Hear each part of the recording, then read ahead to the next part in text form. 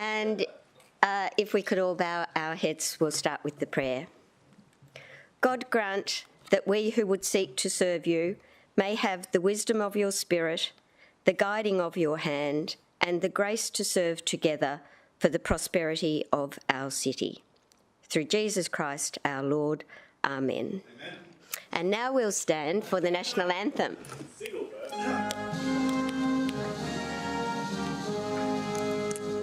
Australians, oh, let us rejoice, for we are one and free, with golden soil and wealth for toil. Our home is earth by sea. Our land abounds in nature's gifts of beauty, rich and rare. In history's page, let every stage advance Australia fair. In joyful strains, then let us sing, advance Australia fair. Please be seated.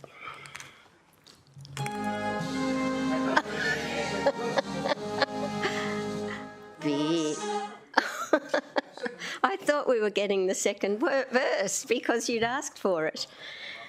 Okay, attendance and apologies. We have everyone here except for the Mayor and Councillor Hamill, who had a commitment that was pretty unavoidable because there were many state government representatives going to be in attendance, including the Premier.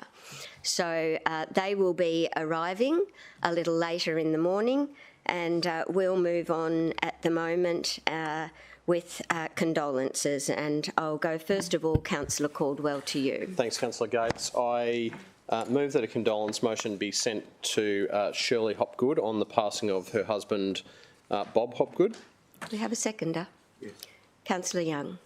I'll just speak to it briefly. And when unfortunately, Bob passed away prior to our last scheduled council meeting, which was actually very close to the International Lions Day.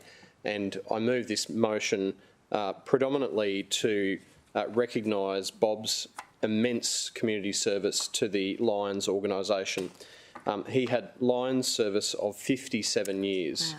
Wow. And held many positions over that time, but importantly from a local perspective had been transferred to the Southport Lions Club in 1967 and then in 1975 became a charter member of the Runaway Bay Lions Club. He remained an elder statesman of that organisation throughout his life, even after his active volunteering service had come to an end. And fittingly, Bob saw out his later years at the Lions Haven at Hope Island from 2001 to 2005 and until his passing. And, sorry, that wasn't quite right. He was a director of Lions Haven during that time and then fittingly ended his life at that particular place. And my sincere condolences go to his wife Shirley, who was also an active member of the Lions.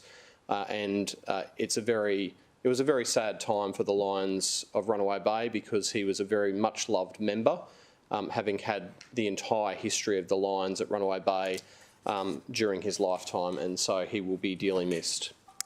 Thank you. We'll take the vote. All in favour? That is carried. And could we please add Councillor McDonald? Thank you. Now, Councillor Peter Young. Thank you, Acting Mayor. I would like to move that a motion of condolence and that a letter of sympathy be sent to the family of Beverly Boothby. Thank you. Seconded by Councillor Owen Jones. Thank you. Acting Mayor, Beverly Boothby was a resident of Highland Park and for about 40 years a member of the Red Cross of Nerang, and I don't think there's a person involved in Red Cross across the city that didn't know Beverly and loved her very much. She's survived by her son Peter and grandchildren. I went to the service for Beverly, and if you don't mind, I'll just Sure. reflect upon that briefly. The Reverend said that in the Christian thinking, there are some people that are seen to have particular gifts, whether it be pastorship or prophesying, that sort of thing. He said that Beverly had the gift of curiosity, and knowing her, I think he really nailed it. She was a very curious person, and by that, she was curious about life. She loved life. She really involved herself in life. She was very engaged, and she was quite a adventurous person, and it wasn't her own adventurous spirit and curious spirit that you could see in her, but the way she would impart that knowledge to other people. She really involved people in her conversation, and she was a stalwart in the Nerang community and particularly in the Red Cross. She'll be sadly missed, and I am sad to bring this motion to you. Thank you. Thank you, Councillor Young, very much. We'll take the vote. All in favour? That too is carried.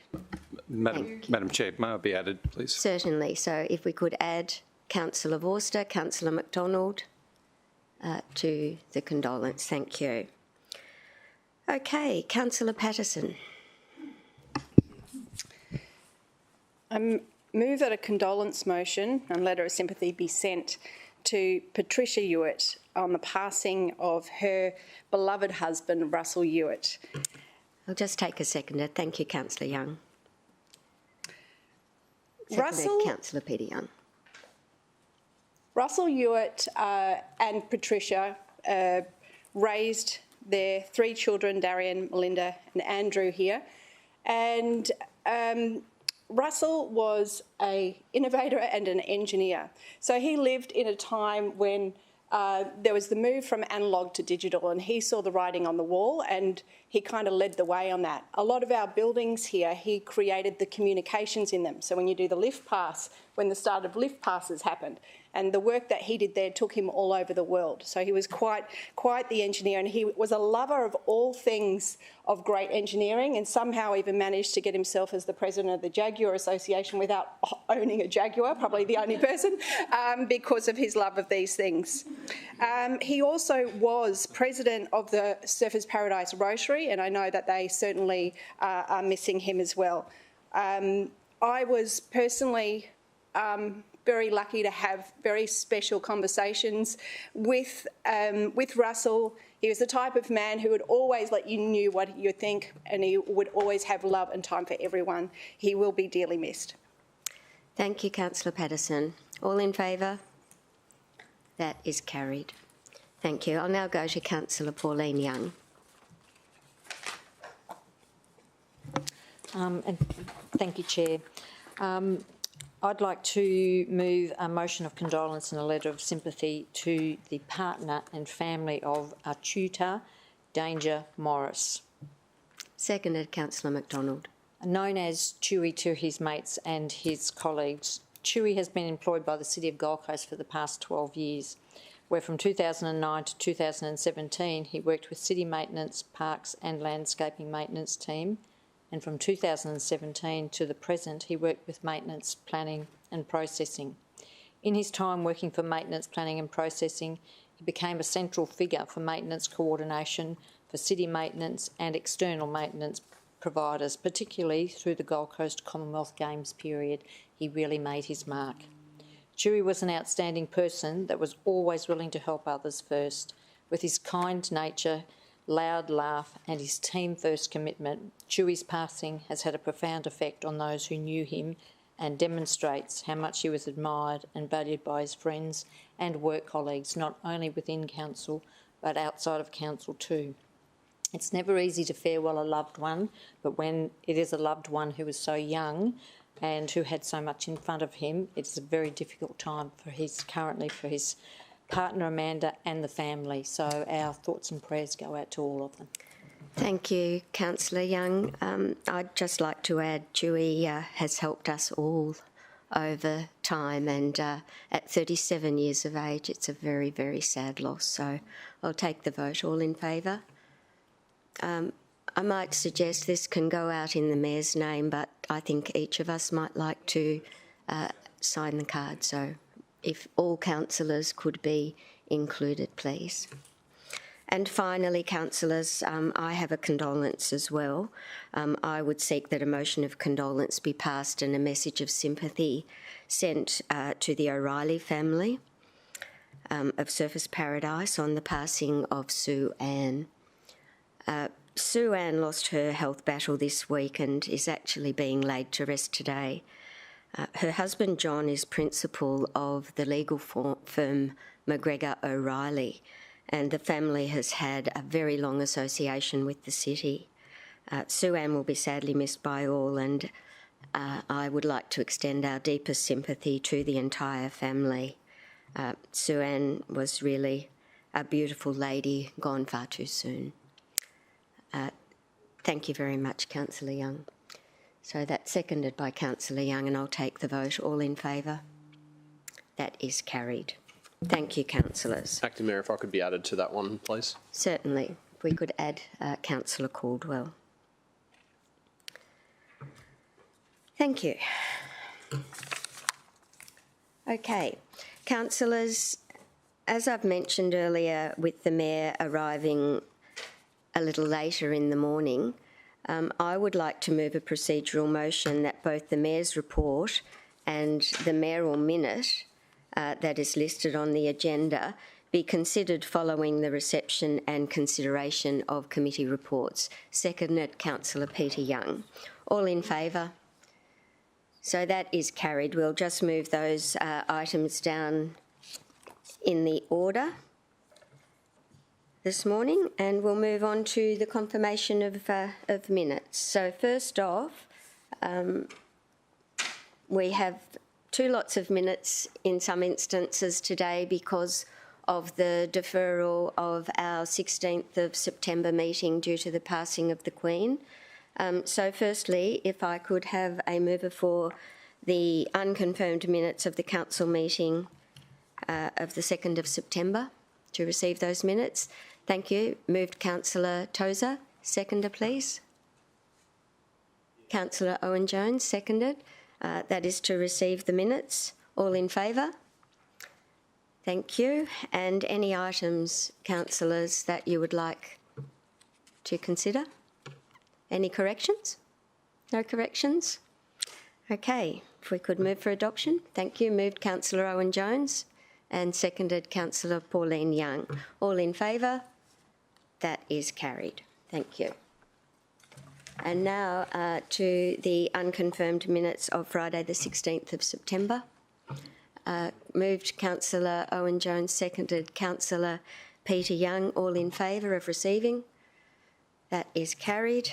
Any corrections, councillors? No corrections. Would someone like to move for adoption? Moved Councillor Owen-Jones, seconded Councillor Caldwell. All in favour?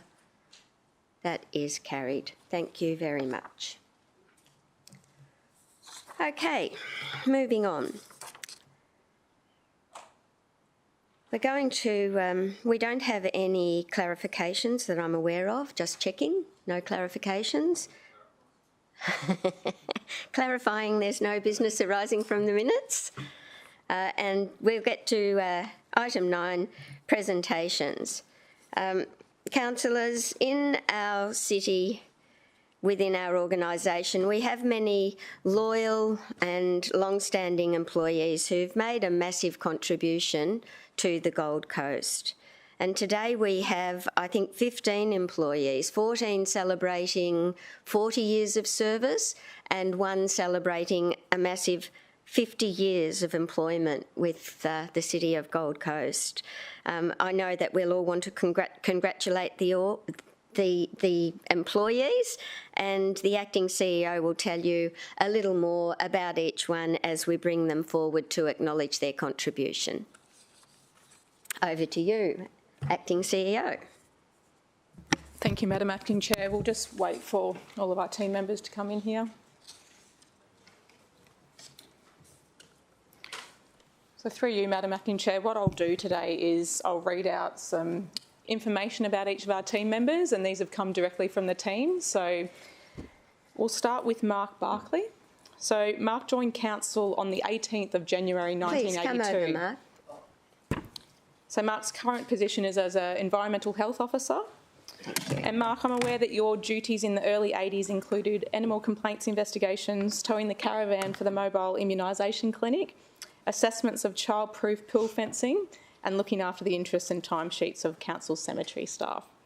So in the boom time of high-rise development, Mark was involved with the testing of fire stairwell pressurisation to offer sail fire egress for some of the tallest buildings on the coast. The achievements that I understand you value most particularly is your education of food handlers. And I know your team members certainly have appreciated that from the words here.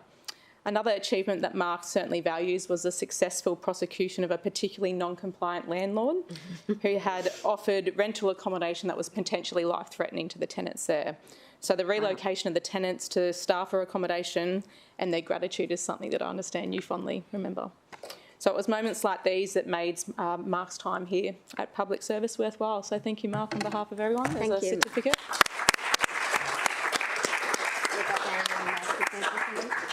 I think you do it, do I? You come to it. Do I? Yeah. Oh, thank you, Dara. Oh, thanks so much. We usually get the person in that round. Okay. There you go. Oh, thank you.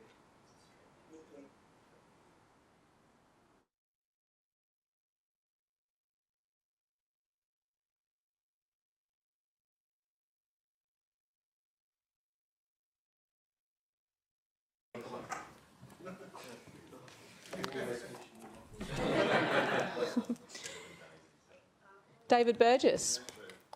So David joined council on the 21st of April. David's not here. Good heads up, right? We'll speak to him. Yeah, we'll speak to David. So someone here maybe that can collect David. So David joined council on the 21st of April 1982, and David's current position is a leading hand horticulturist plant operator.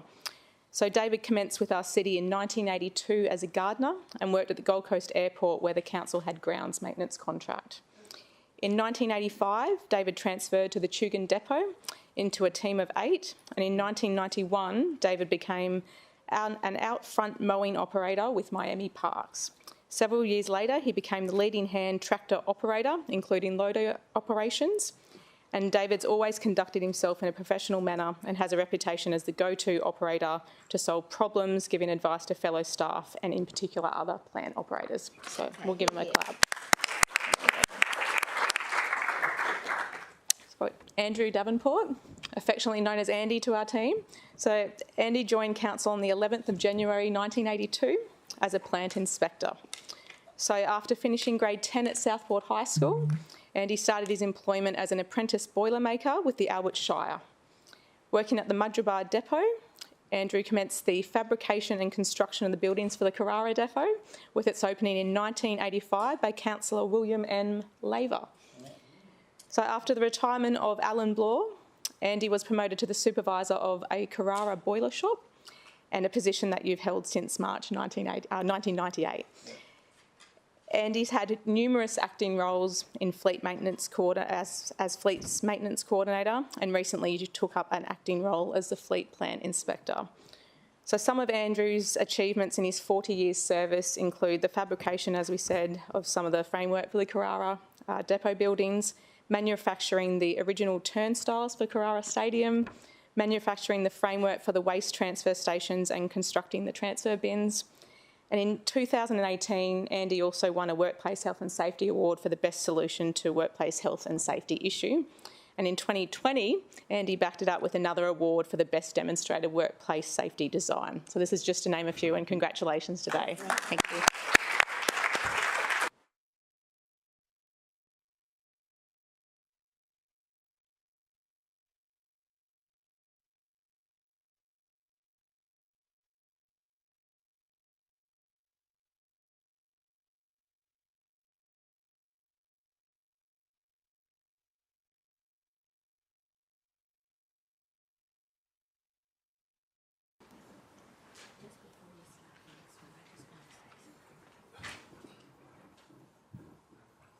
And for all the awardees today, can you just wait over here, because the Mayor particularly asked that a photograph be taken of you all as a group when we get through the individual presentations. Thank you. Go ahead, Alicia.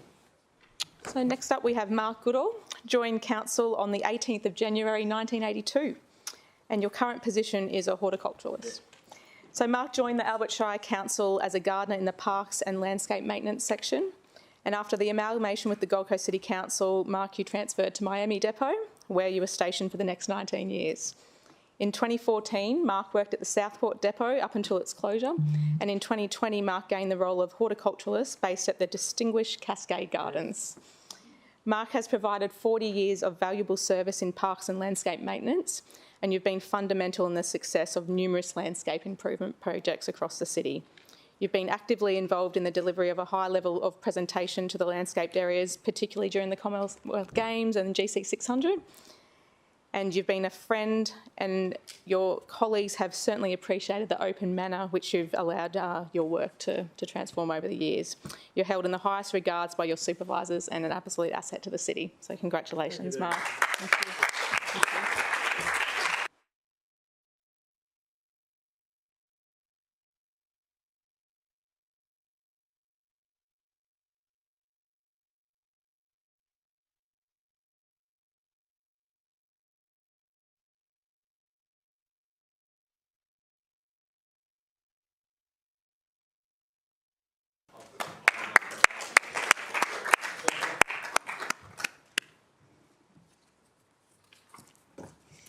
Next up, we've got Jacob S. Hendricks. So commenced with council on the 5th of May 1982, and current position is nursery person.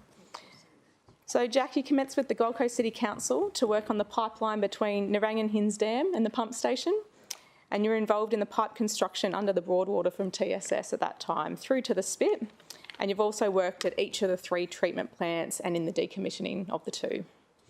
Moving to beaches and waterways maintenance, you've been working on the Kirragroin, and that meant 12-hour shifts, 7 days a week, so we all thank you for that.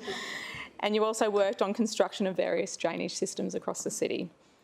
Jack moved to the nursery in October 2000, and you've been in this role for the past 22 years, where you've been the city's longest-serving nursery person. So your roles involved labouring and manual handling in all facets of the nursery production, producing, monitoring and maintaining hundreds and thousands of plants destined for the public areas and for the city's free tree scheme as well. Jack, you've always been on time, followed the procedures and completed tasks on time. Your teammates say you're very efficient and proactive. So congratulations.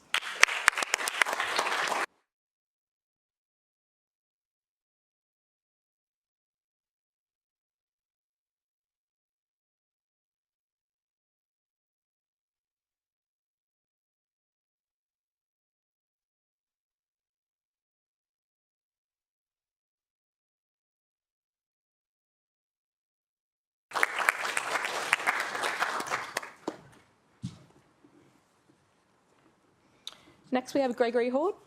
So Greg started with council on the 15th of February 1982, and your current position is a road sweeper driver. So Greg, your colleagues say that you're honest, reliable, and your attention to detail is second to none.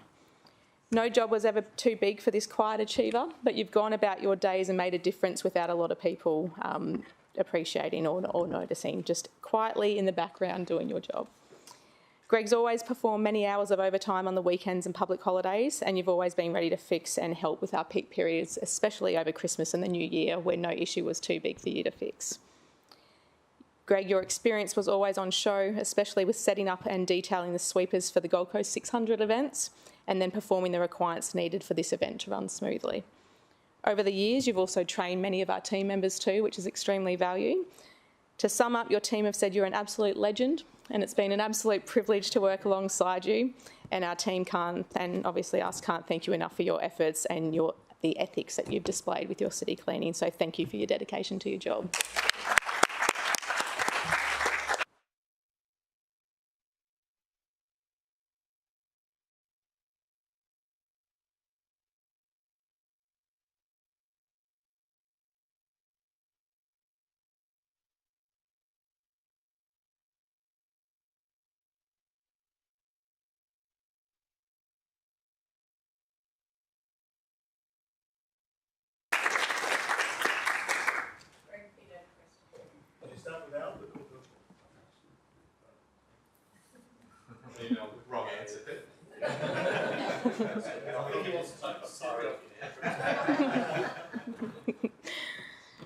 Next up we have Sue Jones. So Sue commenced with council on the 11th of January 1982, and Sue's current position is the Commercial Operations Support Officer. Sue commenced with the Albert Shire as a 15-year-old, and you worked in the rates department issuing rates notices and in customer inquiries on the phone and on the counter as well. In 1991, Sue moved to the Building and Plumbing Department, and after 16 years in this department, you made the change to work for City Planning, and at that time you were the agenda coordinator for the City Planning Committees, and I certainly remember a whole bunch of times back then, Sue. So thank you for your efforts then. Your work as an agenda coordinator made you more than suitable for your role as the Council Minutes Secretary, which you undertook from 2013 to 2021.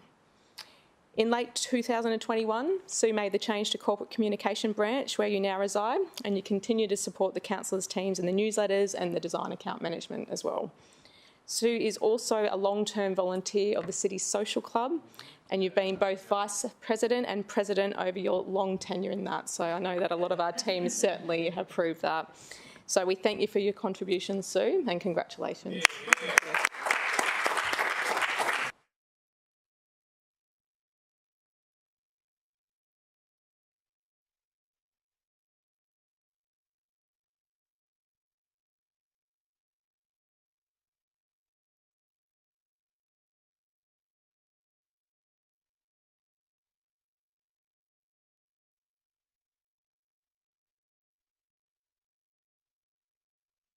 I didn't do it.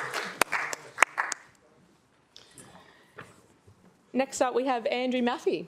So Andrew commenced with council on the 2nd of February 1982. A lot of Januaries and Februaries today, actually. And your current position is the Senior Waterways Technical Officer. So Andrew commenced with the City as a construction worker for the Nerang to Hinsdam Water Pipeline Project. And in 1984, great year that year, Beaches and Waterways teams was created. So Andrew was made a foreman of the team in 1989, and your works included maintenance and capital works projects including the seawall construction, retaining wall construction, beach replenishment, dune stabilisation and rehabilitation works as well. So Andrew's role changed in 1995 to the Senior Beaches and Waterways Planning Officer, and in 2015 your role changed again up until your retirement in July 22 of this year. You are the Senior Foreshores Technical Officer responsible for ensuring that all of the City's foreshore assets were captured and assessed annually. And your teammates, Andy, say that you're a dedicated and hard-working employee, and with the knowledge and experience you formed a valuable cornerstone of the Lakes and Waterways team. Your teammates confirm that you were meticulous in your work and you made sure everything was well organised, and you've been a good friend to many in the City and you're still missed right now, so thank you.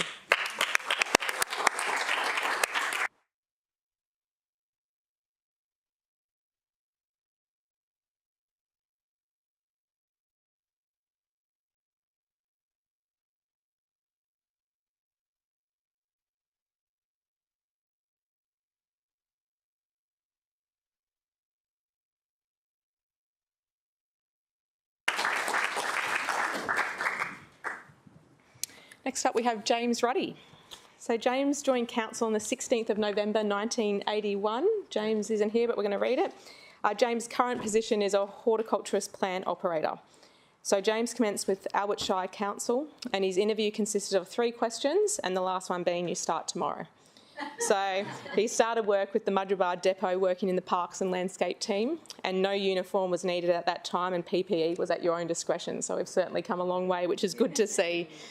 From 1995 to 1999, James worked as a plant operator based at the Chugan Depot, and his duties included all of the roadside mowing and the mowing of all of the parks from the New South Wales border to Robina and then out west to Tullabudgera as well. James moved to the Miami Depot in 1998 and started work as a plant operator, mowing sports fields and open spaces for several years. James was on secondment to the Chugan Depot for a couple of years, working within the Parks and Landscape team, and he moved back to the Miami Depot in 2020. We thank James for his long and dedicated service to the City, and he's made many lifelong friends, and we all thank him for that service. So thank you. Next we have Robert Shiplock. So Robbie started on the 7th of July 1981 and your current position is the Supervisor of Construction. So when you speak to Robbie, you'll quickly discover his passions in life, his family, fishing and civil construction. Robbie commenced with the Albert Shire Council as a construction labourer and quickly worked your way to Construction Supervisor, a position you've held for 30 years. Robbie has seen and been actively involved in many changes during his time with the city, including the amalgamation of councils, movement of depots and the introduction of robust safety systems within the construction workspace. Robbie, you're adaptable and you've kept with the times and your colleagues have certainly appreciated that. Robbie's also been involved in a number of city projects in that time, particularly including the Gaven Arterial Road, and your leadership skills have ensured the successful delivery of that project as well as many more similar projects over that time. Robbie, you've built a reputation on your ability to construct quality roads, and we'll likely find you walking the road, inspecting works and giving pointers to all the teams to ensure that it's completed to the highest standards. We congratulate you on your achievement and thank you for all the passion that you've shown to your role over the years.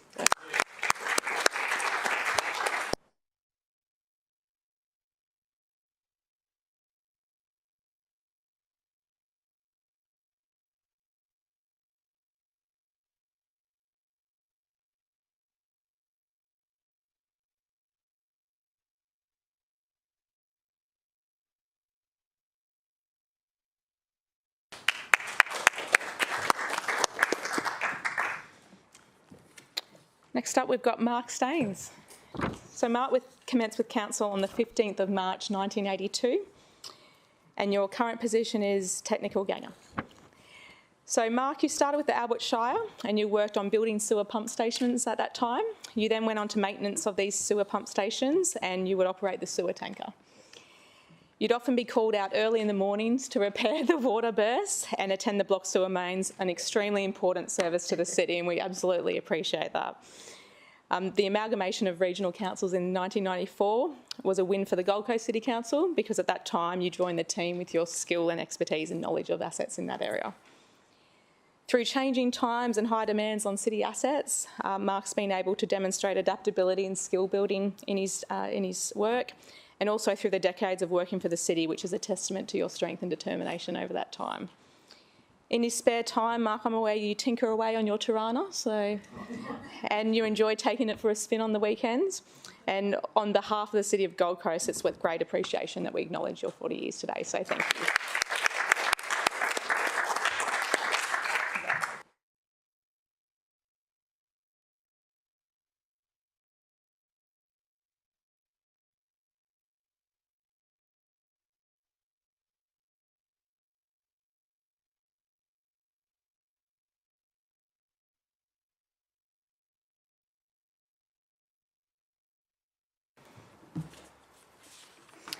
Brooke Wyatt was our next, but Brooke's not here today, so I'll just read out. So Brooke joined council on the 19th of April 1982, and the current position of Brooke is Coordinator of Engineering Surveying.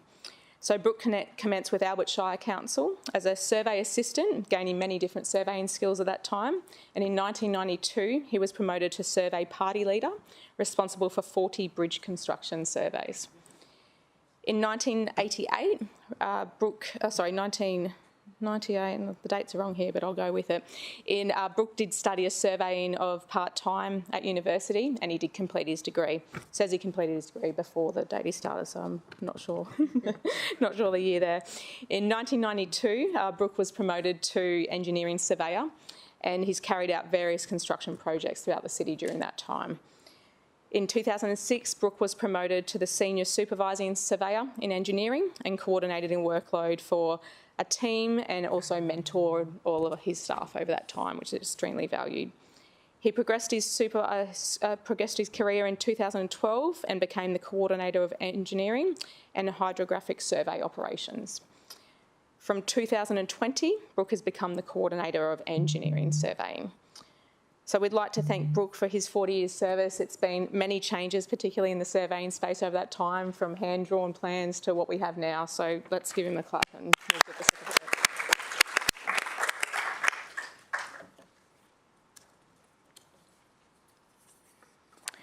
Next up we have George Saharius. So George commenced with council on the 21st of December 1981, and your current position is Senior Procurement Reporting and Assurance Analyst. It's a long title, George, there.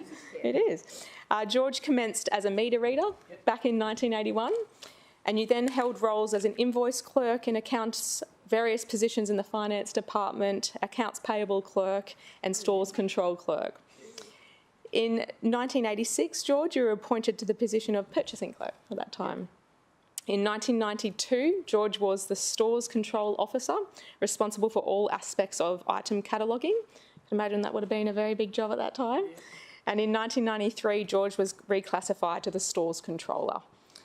In 1995, after amalgamation with the Albert Shire, George was best fitted into the stores and system administrator position at that time.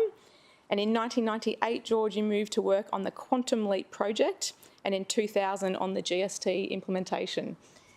So in 2004, George was appointed as the Ellipse System Administrator position, and then in 2011 appointed to your current position of Senior Procurement Analyst. So George, your team, absolutely thank you for your service on behalf of all of us, and well done. Thank you.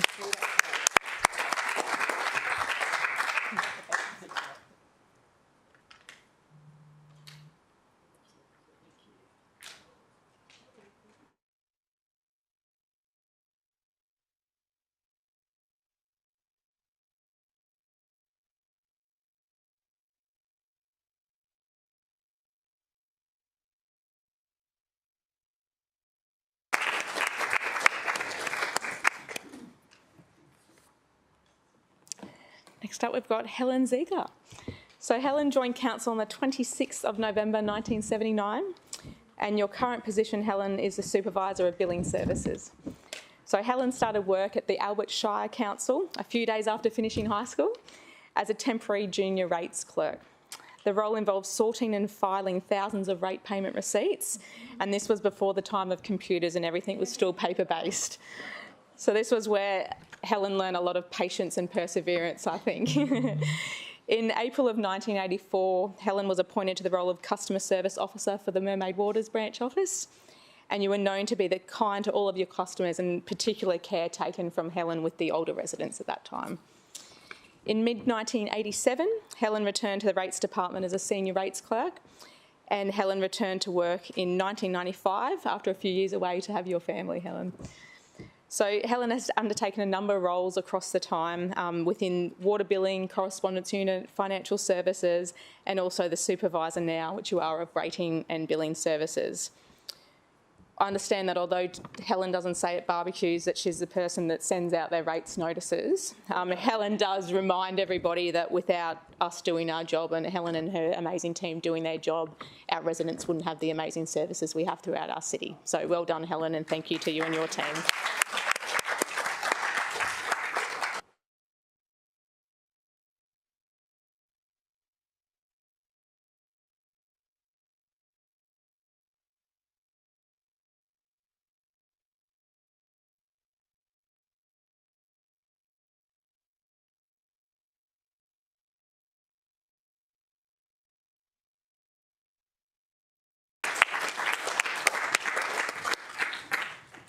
So, Madam Acting Chair, that's our 14 for our 40 years of service. And then... Well, should we wait and get a photo with everyone, or will we do the 14 years first and then... Do it all at the end, do it all. Yeah, do it all at the end. So we have our 50-year recipient of service today is Robert Doherty. That is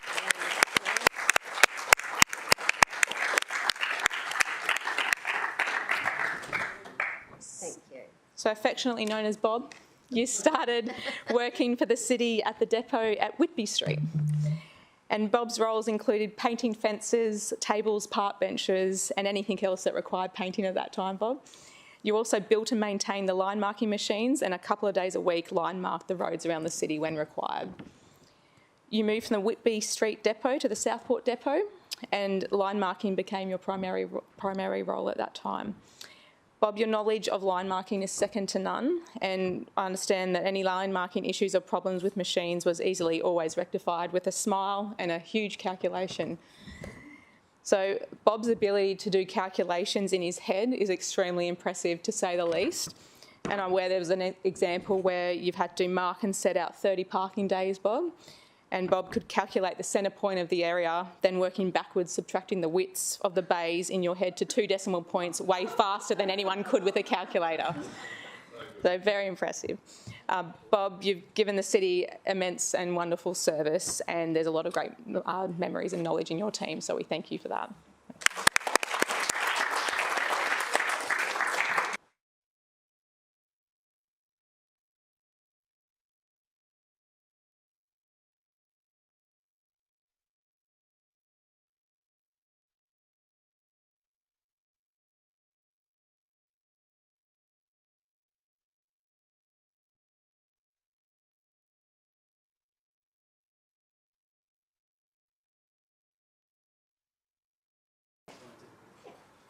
You all come back now.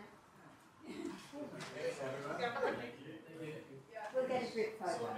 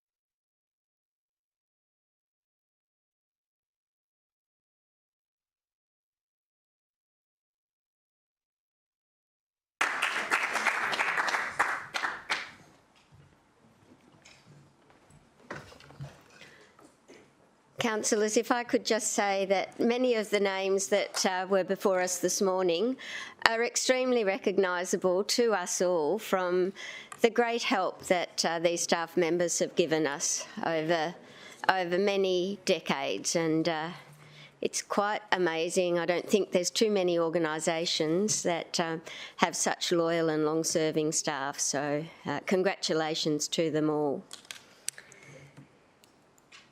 Okay. We now move on to Councillor Pauline Young for another presentation of the Australian Road Safety Award 2022. And thank you, Acting Mayor.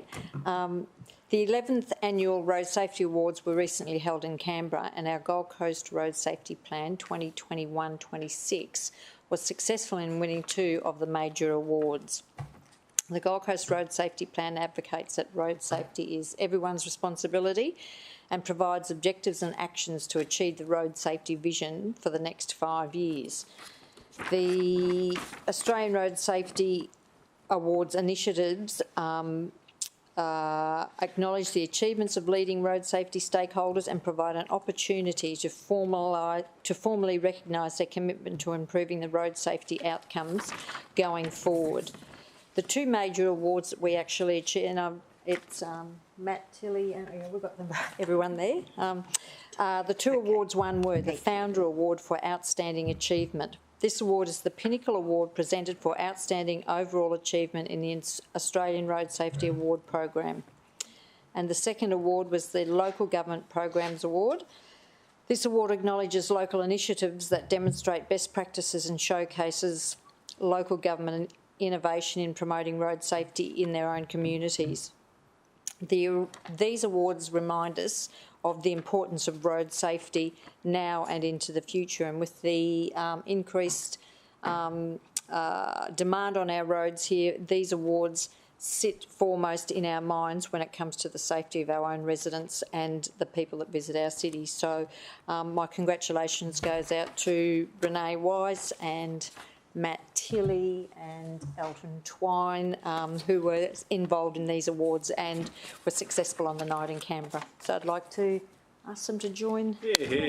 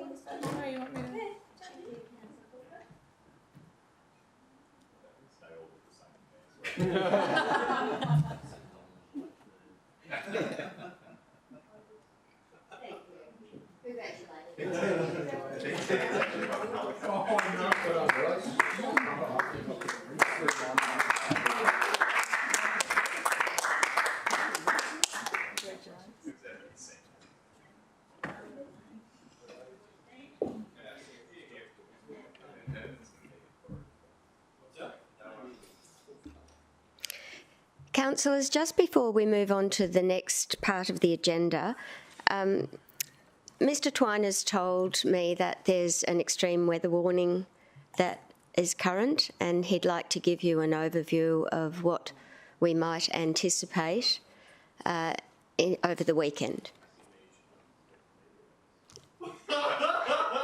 I don't need to. Do we need to move on? Thank you, Madam Acting Mayor. Good morning, councillors.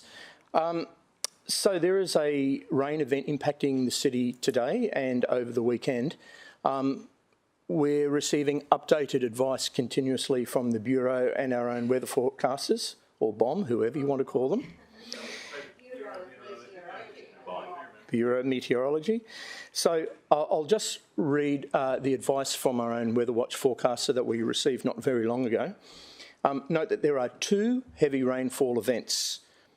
The first is today, when a more strongly unstable atmosphere will occur and allow for humid northeast winds to bring extensive areas of showers and storms. Activity today may bring flash flooding with local falls of 50 to 100 millimetres, possible in 2 to 3 hours.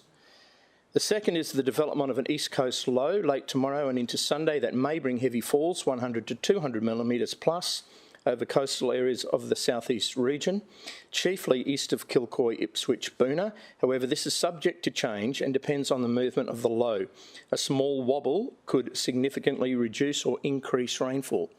So on the basis of this information, Madam Acting Mayor, we have now moved the disaster management to alert. We've opened or in the process of opening sandbagging stations.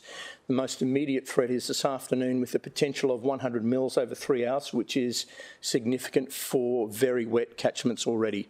So the organisation is rapidly moving to handle this today and into this evening. If you have a look at the radar, you'll see that big band of rain just starting to impact the north of the city now. Over the weekend, we will remain fully activated at the Disaster Management Unit during the day and the evening. We'll track what happens with the formation of that east coast low, and if it does tend to eventuate that rain will fall heavily on the city, we will have everything positioned, ready to handle that over the weekend. We're alerting the community, we're starting to send out communications, and we ask the community and those people watching online today to prepare for a heavy rainfall event, to make sure that gutters are cleaned, to drive to conditions, do not drive through flooded creeks, and think about the journey needs over the weekend. If it is a really heavy rainfall event, then think about the absolute necessity of those journey trips. Thank you very much. A couple of questions for Absolutely. I'll start with Councillor Peter. Thanks, Acting Mayor, and thanks, Elton, Director Twine.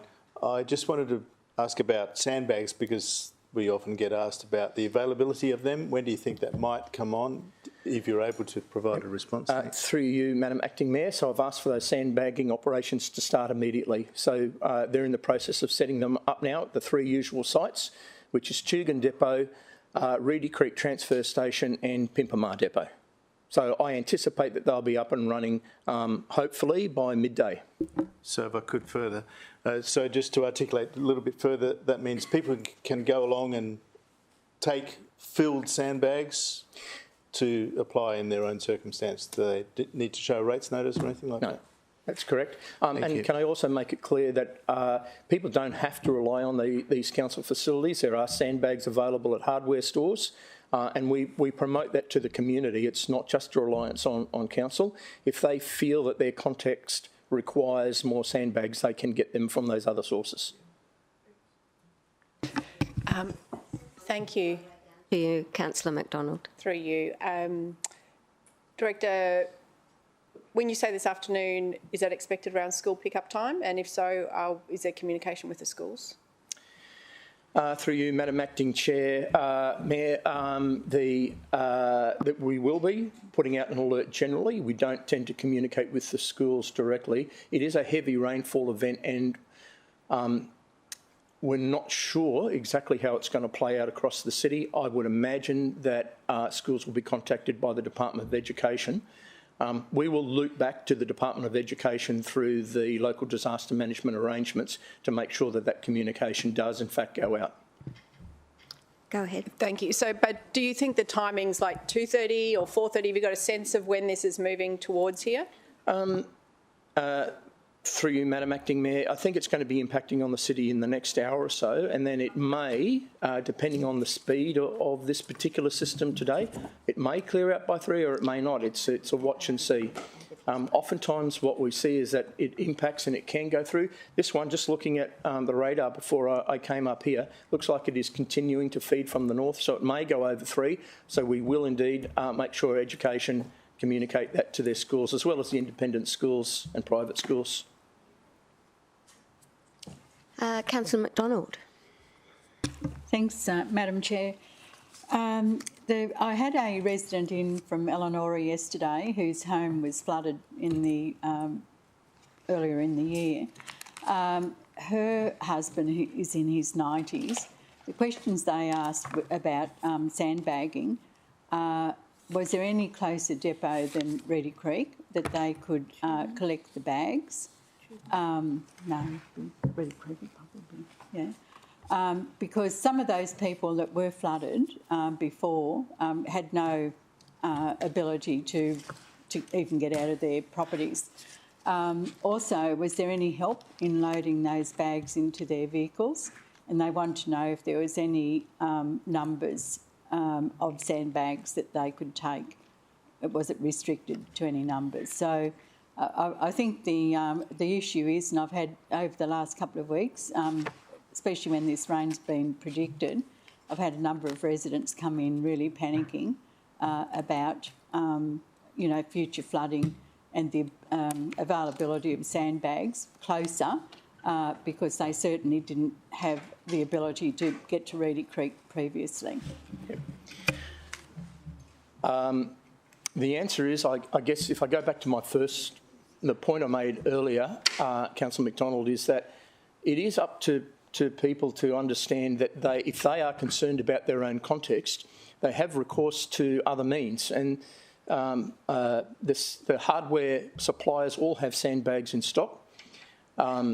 People shouldn't be waiting for the onset of a rain event before they start considering whether they need sandbags or not. They need to think about where they live and their potential threat, and to stock up beforehand as they would with food and other emergency items. Our sandbag operations are predicated on the basis that it's for emergency use. We have a limit of 15, I think, that we apply to sandbags as they come along. We ask that people, we assist with loading them, but we ask that people, for our own workplace health and safety requirements, load them into the boots of cars. But, if there are people who are struggling with that because of their, they might be frail or require some sort of assistance due to a disability, we can assist with that. The nearest sandbagging operation to that area is probably going to be Reedy Creek. So that's what the city has provided. What I would encourage is if we can get the details of people who are elderly and require assistance, we can work with some providers to see if we can assist them, not just for sandbags, but for other requirements that they might need in a disaster if they are finding that they're too infirm to have, you know, the ability to do that themselves. So if you can pass on those details, and I'd encourage any councillors to do the same, let us know and we can work with community groups, hopefully well in advance of significant rain events, to make sure that they have what they need to get through these sorts of events, which are only going to continue as we move into the true storm season ahead. Welcome, Mr Mayor. Thank you for that. So just through to your office? Through to, well, if you can collect that information and email me, I'll make sure it gets through to the community groups that we work with, and we can see what we can do for those elderly residents. Thank you.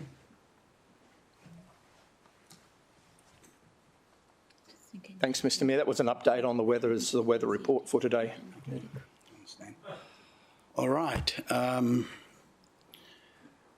Thanks for chairing while I was away, Councillor Gates.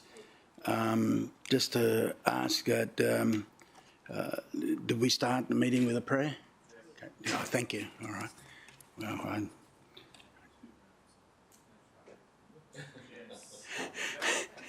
wonderful. 600 years of service and stuff. We were in good hands. Great. So I got a note here. We're up to item 10, and over to you, Councillor Vorster. Am I right? Yeah, thanks, Mr Mayor. Several today. I'm rising to make a DCOI. The matter description is community consultation and decisions affecting parking, line marking and traffic arrangements on a local road. The nature of the conflict of interest is as follows. A reasonable person may form the view I have a personal interest in responding to community concerns with the management of parking supply and enforcement of parking rules, as the proponent seeking a review and council response are the neighbours of my brother. My brother's Frank. He lives near the proponents of those seeking to change the parking and traffic approach on the street, and may be in the matter captured in a street-specific consultation.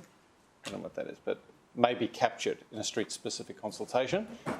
If we could just scroll to the bottom, I'm hoping to continue to participate in the matter of the decision, because the issues in the street are long-running and predate by years the presence of my brother there. Residents there deserve the opportunity to be consulted on their preferred approach to parking and traffic arrangements. My involvement spearheading the consultation and working with stakeholders to address concerns ought not to create a loss or benefit for my brother, but instead allow me to discharge my responsibilities as the local representative.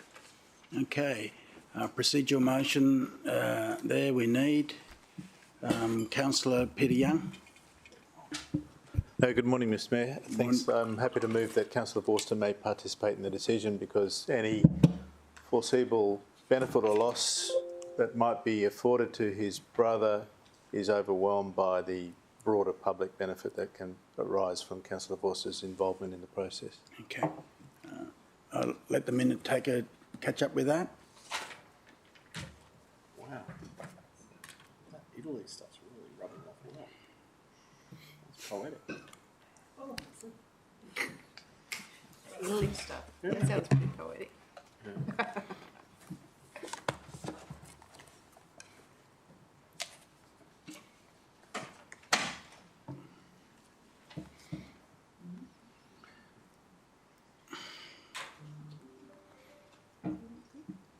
Yeah. Yeah, it's really good. If I might just assist. Yeah. Because rather than perceived conflict of interest, I said any possible benefit or loss that might arise to Councillor Vorster's brother.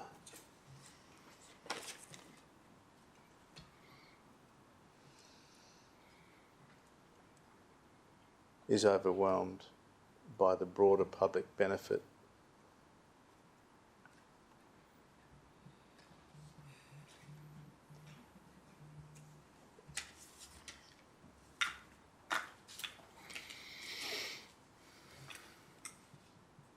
Derived from the involvement of Councillor Vorster in the decision-making process.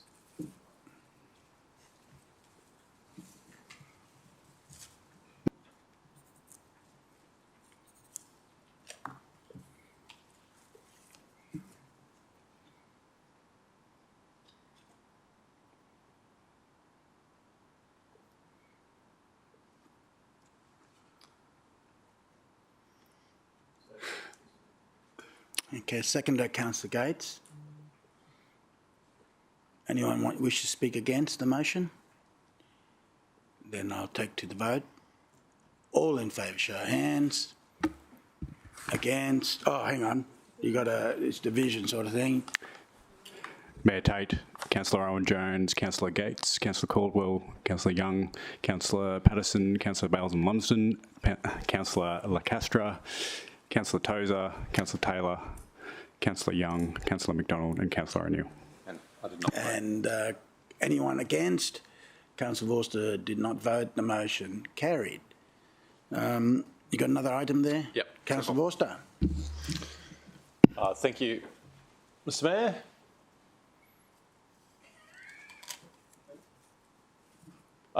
Rising to make a DCOI. The matter description is a business-led proposal to embellish the Varsity Parade retail strip, potentially through a tactical, I think that's been retyped, a tactical urbanisation project or centre improvement program.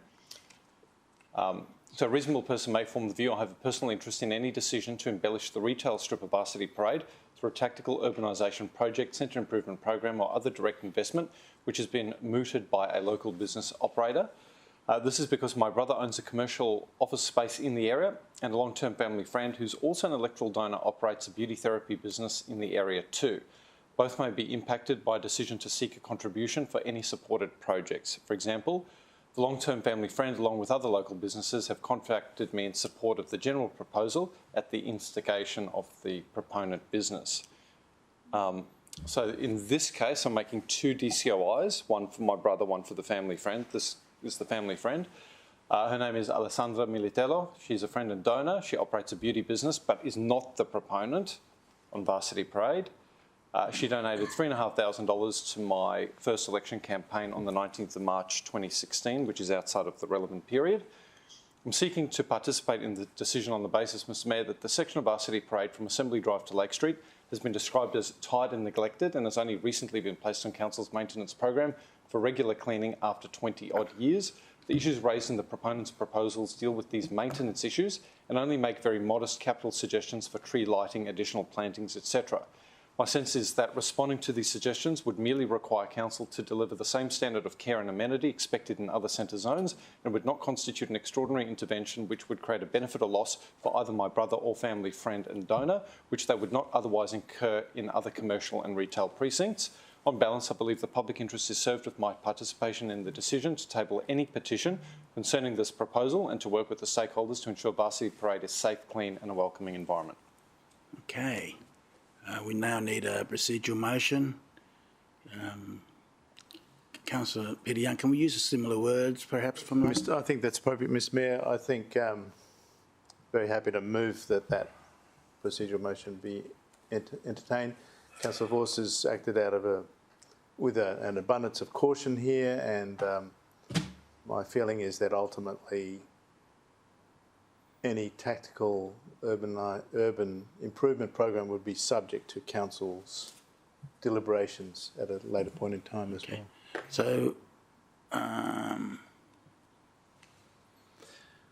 so in this case here, take the brother out and just put the above friend maybe?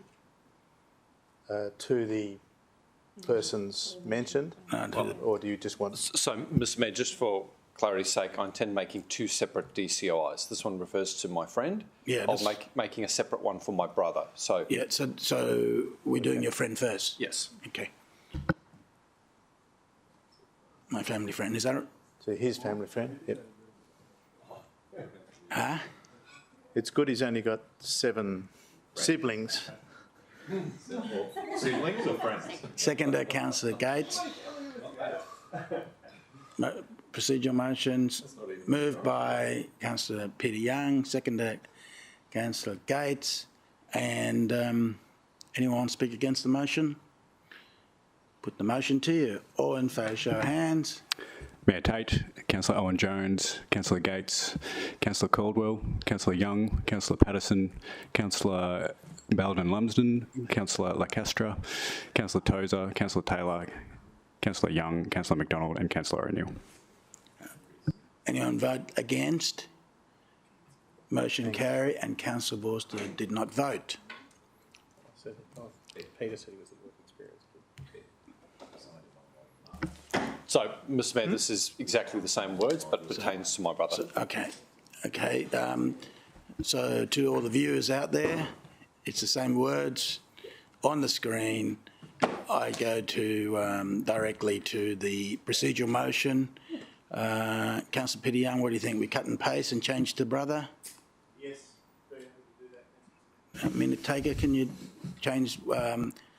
Cut and paste, and then instead of Councillor Vorster's family friend, put Councillor Vorster's brother, Francesco.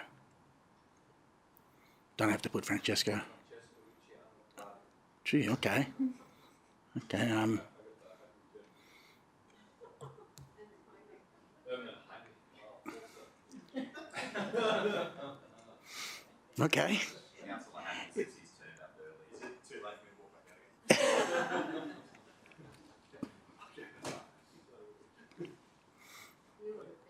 All right. Councillor Gage, will you second this one?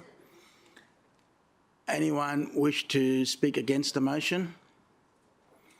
Councillor, put the motion to you. All in favour, show of hands. Mayor Tate, Councillor Hamill, Councillor Owen-Jones, Councillor Gates, Councillor Caldwell, Councillor Young, Councillor Patterson, Councillor Baldwin-Lumsden, Councillor Lacastra, Councillor Tozer, Councillor Taylor, Councillor Young, Councillor McDonald and Councillor O'Neill. Against, motion carry, and Councillor Vorster did not vote. In the conflict of interest declaration, is anyone else in there? Oh, one more? Well, Mr Mayor, I'm not quite sure what that... There's only 4 here. Not about, well, I can't explain it. I've taken steps to deal with council support. All right, well, let's keep going then. Well, one deals with community... Sorry, no, they're not. So, how about we do this? Since Councillor Hamill just came in, we're going to need a break, I think, from that drive. And why don't we have a 10 minutes break while that gets loaded up? Sure, I'll walk it over. We'll come back and 10 minutes, is that enough? All right.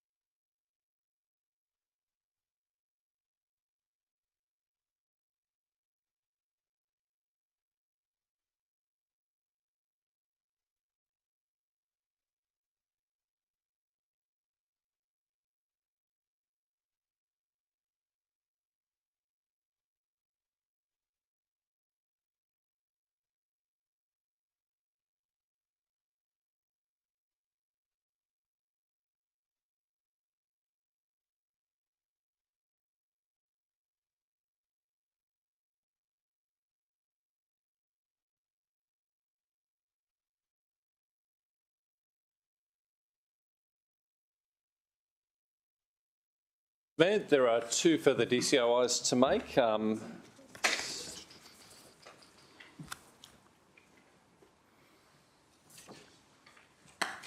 All right, first one deals with my discretionary grants program, which I wasn't able to table at the last council meeting, so I'm doing this today. The matter description is a discretionary grant that's proposed to be made to the Trinity Family Support Network. The nature of the declarable conflict of interest is as follows. A reasonable person may think I could have a personal interest when participating in the decision to consider an application from the Trinity Family Support Network for a discretionary grant. The coordinator of the Trinity Family Support Network is a member of the ministry team at my church. His name is Martin Miller. He's a friend and fellow parishioner and is the coordinator of the applicant organisation.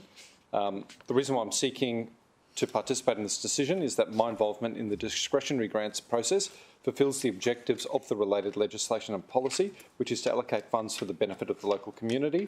The modest request in this instance does not prejudice the ability of other worthwhile applications to be supported on their merits. And Mr Mayor previously made this declaration before, so it's not a new one. Okay. Can you remember what the procedural motion was? No, Mr Mayor, because I didn't move that one.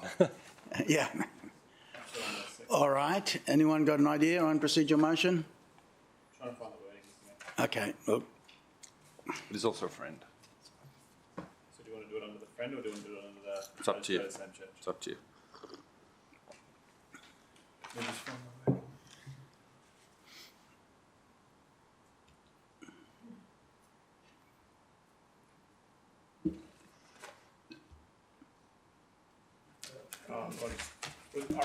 Mr Mayor, I'm happy just to move the wording that Councillor Young moved before, in that the broader community benefit to the work of the Trinity Anglican Church and or the applicant organisation supersedes or exceeds the nature of the conflict as disclosed.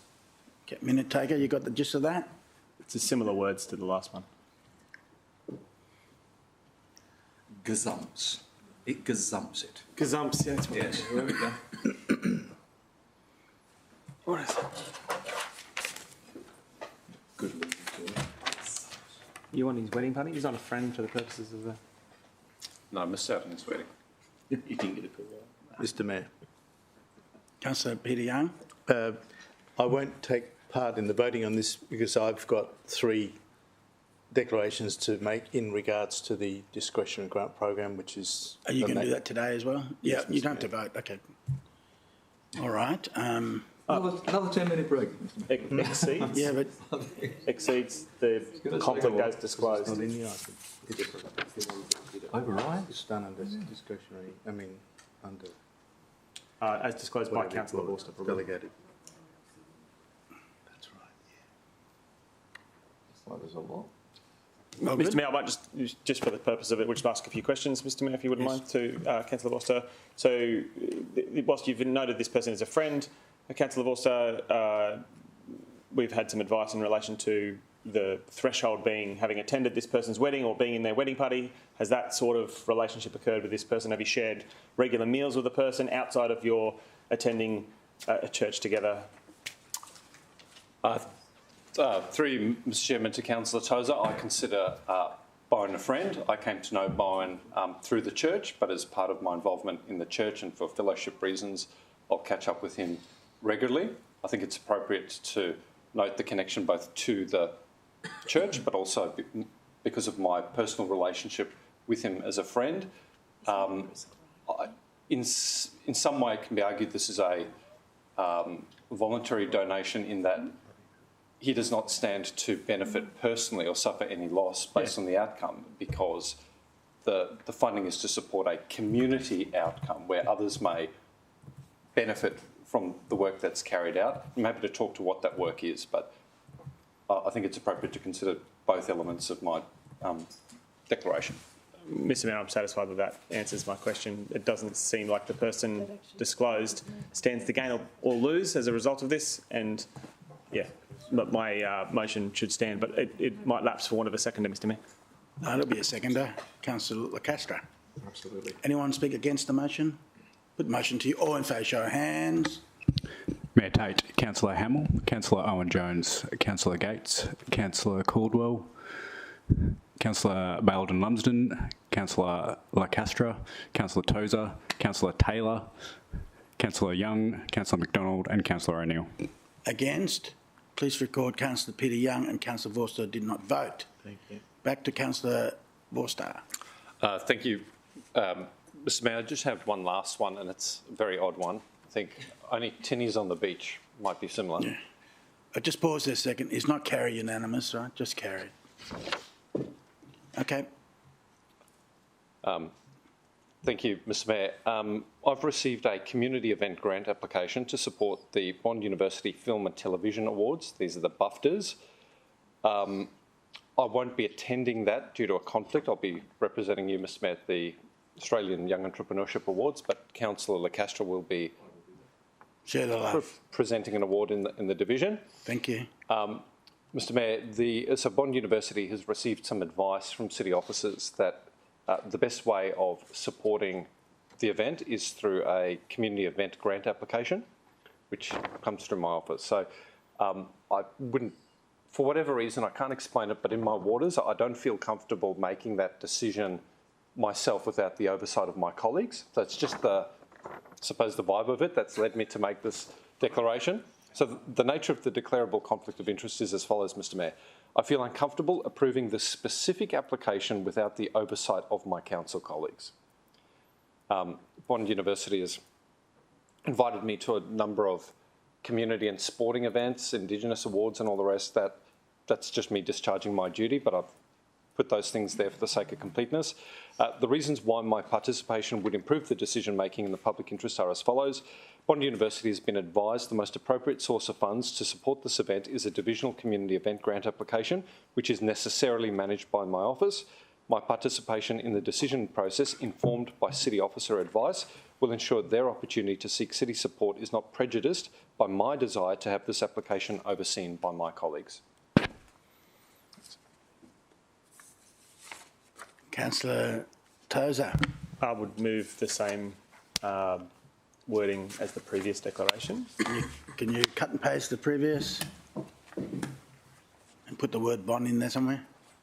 To the rather than the Trinity family, you can say the broader community benefit in the hosting of the BUFTAs, BUFTAS,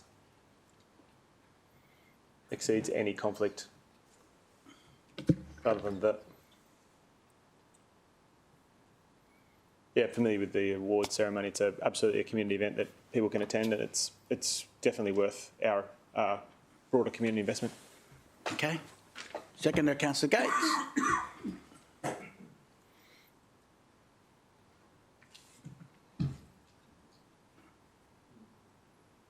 Okay. Anyone wish to speak against the motion? Then let's put it to the vote. All in favour, show of hands. Mayor Tate, Councillor Hamill, Councillor Owen-Jones, Councillor Gates, Councillor Caldwell, Councillor Young, Councillor Patterson, Councillor Baldwin-Lumsden, Councillor Lacastra, Councillor Tozer, Councillor Taylor, Councillor Young, Councillor McDonald and Councillor O'Neill. Against? Motion carried. Councillor Vorster and Councillor Peter Young, did you vote? It's a different grant program. So Councillor Vorster did not vote. Motion carried. Councillor Vorster, any other ones? There's some late ones. Councillor Peter Young. Mr Mayor, I'm sorry about this. These were originally notified for the previous council meeting, but we didn't deal with that business. These three declarations deal with the discretionary grant program, for which all other divisions, I think apart from Division 11, have been determined. And I've had to hold back because of my friendship with some of the people involved in the applications. And I will say that none of these three applicants were determined by me to receive a grant because they are able to achieve grants through other means whereby other groups are not. But that. So let's go the first one. Whatever's on the screen first. Roll it up there. Let's go on the screen there. So this deals with an application from the Nerang Community Association under the Discretionary Grants Program. And I'm a personal friend of the president of the association, Mr. Derek Ogden, and a personal friend of his wife, Lynn Ogden, who's the secretary, and also a friend of Mr. Cardona, who's a member of the committee of that association. And they were one of the 30 organisations that sought a discretionary grant from Division 5, in this case for the Nerang Heritage Project. And as I've mentioned, my,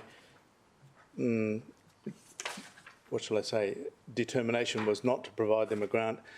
However, I can't make that actual decision until Council gives me the consent to do that. Okay. So I'm seeking permission of Council to involve myself in that actual decision, because there were 30 Division 5 discretionary grant applications, and this gives me the capacity to achieve a balanced outcome representing the best interests of the broader community of Division 5. And the committee involved is a voluntary committee. There's no personal benefit to any of the members of the executive or membership at all. Thanks, Mr. Mayor. Okay. Councillor Tozer, can you help us with this one? Maybe insert the friend one? Yep. Mr. Mayor, I think we use exactly the same word, although I've got wording there. The beneficiary would be, Trinity Family Support Network would be replaced with the Nerang Community Association? Mm-hmm. Yeah. And obviously Councillor Vorster's name at the end of the motion would be changed to Councillor Young. Good pick up. Brilliant. Yeah. Do you want to second it? I can do that. Seconded Councillor Castro. Anyone want to speak against the motion? Put the motion to you. All in favour, show of hands. Mayor Tate, Councillor Hamill, Councillor Owen-Jones, Councillor Gates, Councillor Caldwell, Councillor Patterson, Councillor Baldwin-Lumsden, Councillor Lacastra, Councillor Tozer, Councillor Taylor, Councillor Young, Councillor McDonald and Councillor O'Neill. Against? Please record that Councillor Peter Young and Councillor Vorster did not vote and the motion carried. Councillor Peter Young. Thank you, Mr. Mayor. Thank you, councillors. I'll wait for the second one to come up, which is, again, the discretionary grants program. Okay. This is about the Nerang Community Gardens Association. Made a submission for a discretionary grant. I'm a personal friend of Mr. Peter Cardona, who's the voluntary chairman of the Garden Association, and they were one of 30 organisations seeking a discretionary grant specifically for outdoor shade. I'm seeking consent of council to participate in the decision making about this matter because there's no benefit to Mr. Cardona. And my involvement enables me to achieve a balanced outcome representing the best interests of the broader community of Division 5. Thank you, Mr. Mayor. Councillor Tozer, can we do a cut and paste again? That'd be excellent. Obviously replacing the Nerang Community Association with the Nerang Community Garden Association. Okay.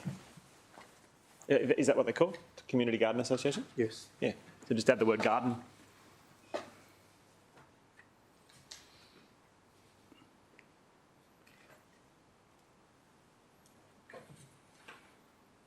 Thank you. Okay. Councillor Castro, you go again. Seconder, Councillor Castro. Anyone wish to speak against this motion? Put the motion to you. All in favour, show of hands. Mayor Tate, Councillor Hamill, Councillor Owen-Jones, Councillor Gates, Councillor Caldwell, Councillor Patterson, Councillor Baldwin-Lumsden, Councillor Lacastra, Councillor Tozer, Councillor Taylor, Councillor Young, Councillor McDonald and Councillor O'Neill. Anyone voting against? Motion carried. Please record Councillor Peter Young and Councillor Vorster did not vote. Councillor Peter Young. Thank you, Mr. Mayor. And the last one in regard to discretionary grants involves the Nerang Country Paradise Association. That's the management committee for the Country Paradise parklands. Is it similar? Can I call it on the screen? Is it a similar declaration as previous? It is exactly the same, Mr. Mayor. Friends. In this case, the NCPA made an application for discretionary grant and you're asking for the same thing, right? Yes, Mr. Mayor. Thank you. Okay. Councillor Tozer. Mr. Mayor, I'm happy to move the same item again. They're relating to the people involved in it. I think instead of Community Garden Association, it's Country Paradise, I think. Paradise.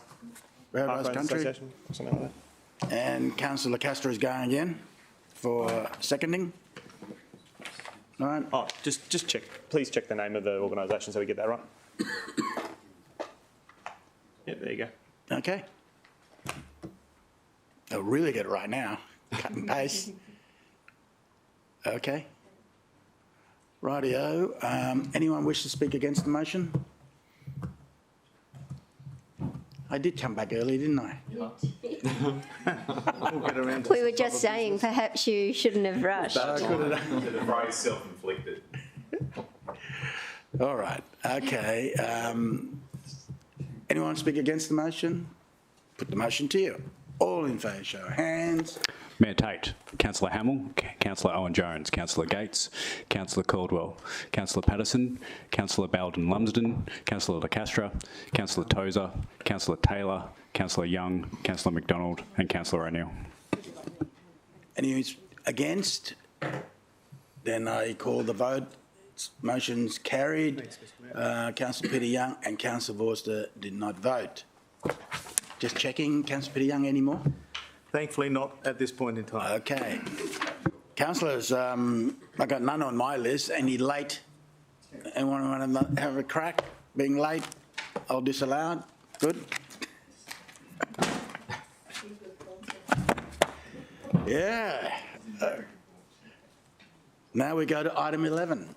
11.1, Lifestyle Community Committee, 6th of September.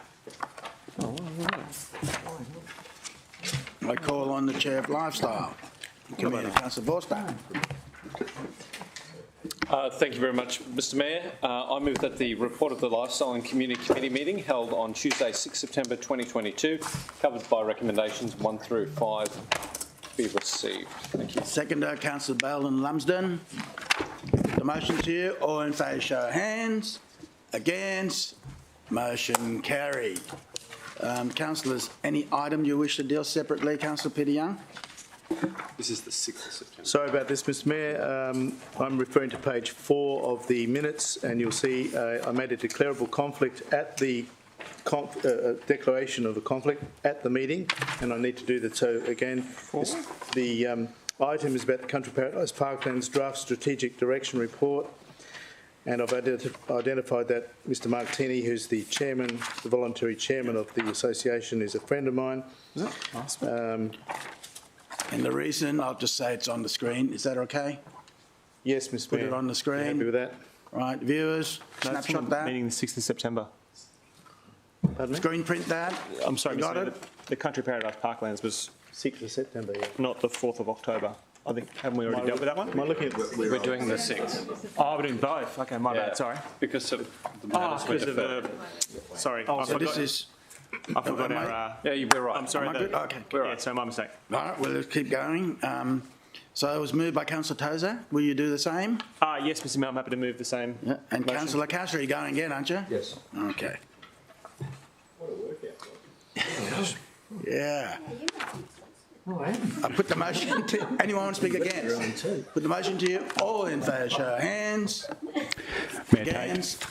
Motion carried. Councillor Peter Young did not vote. No, we don't have to do it separately. Yeah. I thought I heard the division, but anyway, let's do it again. Mayor Tate, Councillor Hamill, Councillor Owen-Jones, Councillor Gates, Councillor Caldwell, Councillor Patterson, Councillor Bowden Lumsden, Councillor LaCastra, Councillor Tozer, Councillor Taylor, Councillor Vorster, Councillor Young, Councillor McDonald and Councillor O'Neill. I think we should get an auctioneer in when we're doing conflict of interest. So when they call division, it's... Friends that don't count anymore. It must be your wife. Anyone against? Yes. Have to change that. Motion carried and Councillor Peter Young did not vote. correct? Motion carried. So you got another one, right? Yes. In regards to the same item, I probably could have wrapped the two up at once, but I've listed this one separately. This relates to Mr Peter Cardona, who's a member of All the right. And let's go to the reason. Reasons there on the screen. 1, 2, screenshot. Viewers. And Councillor Tozer, same? Happy to move again. Move. And Councillor Castro, seconder. Anyone speak against? Put the motion to you. All in favour, show of hands. Mayor Tate, Councillor Hamill, Councillor Owen-Jones, Councillor Gates, Councillor Caldwell, Councillor Patterson, Councillor Belden-Lumsden, Councillor LaCastra, Councillor Taylor, Councillor Vorster, Councillor Young, Councillor McDonald and Councillor O'Neill. Against? Councillor, the motion carried. Councillor Peter Young did not vote.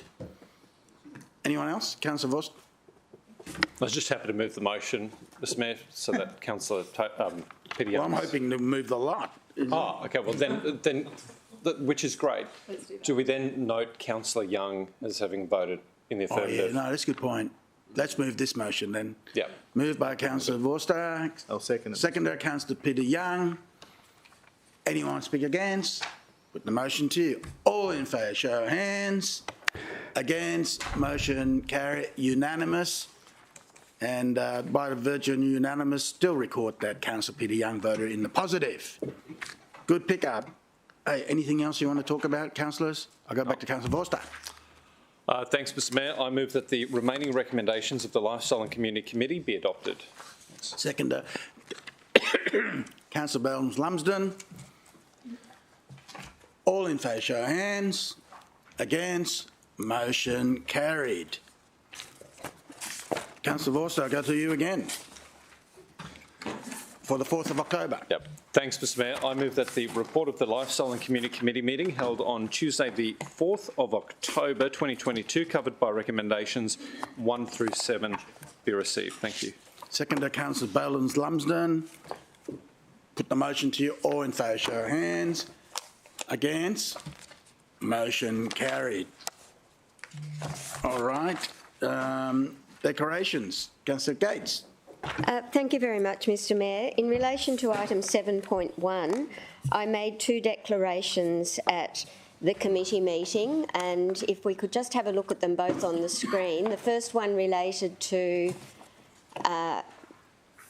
the agent, Colliers, providing estimates to council and my receipt of a donation from Colliers.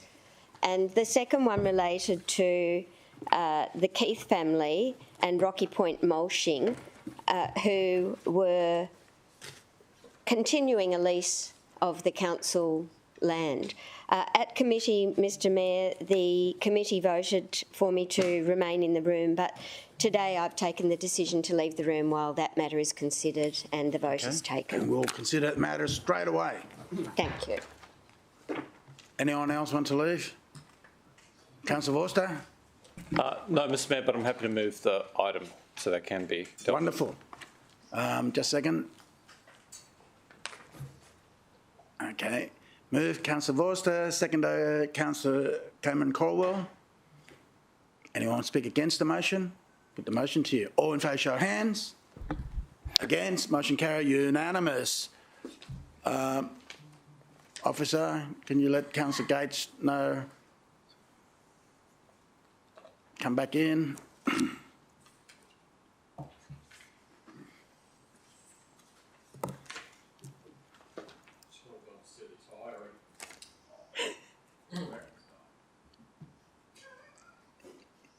Not the chains.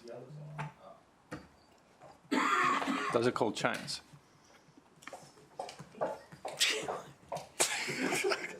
What have you guys been drinking or smoking? Decaffeinated. Another OIA. What have you been? You missed the first 5 minutes. All right. Any other items you wish to deal separately, councillors? Councillor Vorster. Thank you very much, Mr Mayor. And just before moving for the adoption of the remaining recommendations, I just want to flag with my colleagues that at committee I drew the attention of the councillors who were present to the fact that through my wife we have friends Tony and Nikki Wilson who own a holiday park at Nobby Beach. I've made previous declarations with respect to development outcomes at that site, but wasn't satisfied that there was a DCOI that reached any threshold there. I did raise that with the committee in case anyone wished to deal with that procedurally. They didn't. I'm just taking that further step today in case any councillors have questions on that or may think otherwise. Councillor, anyone want to take it further? No? No. Okay. All right, Mr Mayor, in that case, I move that the remaining recommendations of the Lifestyle and Community Committee be adopted. Thank you. Seconder, Councillor Bale and Lumsden. Put the motion to you. All in favour, show of hands. Against? Against anyone? Carry unanimous. Rightio. Thank you, Director. I just did the adoption of recommendations. So we didn't minutes. Councillors, now we go to Planning Environment Committee for the 8th of September. Councillor Corwell. Thanks, Mr Mayor. I move that the report of the Planning and Environment Committee meeting held on Thursday the 8th of September 2022, covered by recommendations 1 to 8, be received. Seconder, Councillor Gates. Put the motion to you. All in favour, show of hands. Against? Motion carried. Councillors, any item you wish to deal separately? Councillor Pauline Young. Thank you, Mr Mayor. Item 4.2, which was the City Plan Major Amendment Heritage Overlay Provision, which did note in there the Old Burleigh Theatre Arcade. I'd like to leave the room while that's decided on, as I've had a This is the first one from 2 weeks conflict ago. of interest in the past with that. Okay. Yeah, that one. Thank you. Off you go, and we'll deal with 4.2 first up. Was this the 8th of September? It's not in this one. Eh? Early heritage. Yes. Wrong agenda, I think. Oh, 6.3. 6.3. That's okay. We'll go 6.3. No, it's correct. It's correct. We're going to 6.3, councillors. Thanks, Mr Mayor. I'll go to the chair. A little bit confusing. Councillor Gates will have one next in relation to, well, it's listed as 4.1 in the minutes. Yeah, but we can do it 6.3. So 6.3, I'm happy to move the recommendation. Moved, okay. Seconder, Councillor Peter Young. We're looking at 6.3, councillors. Anyone speak against? Put the motion to you. All in favour, show of hands. Against? Carry unanimous. Officer? It's okay, Councillor Young. Matt's gone.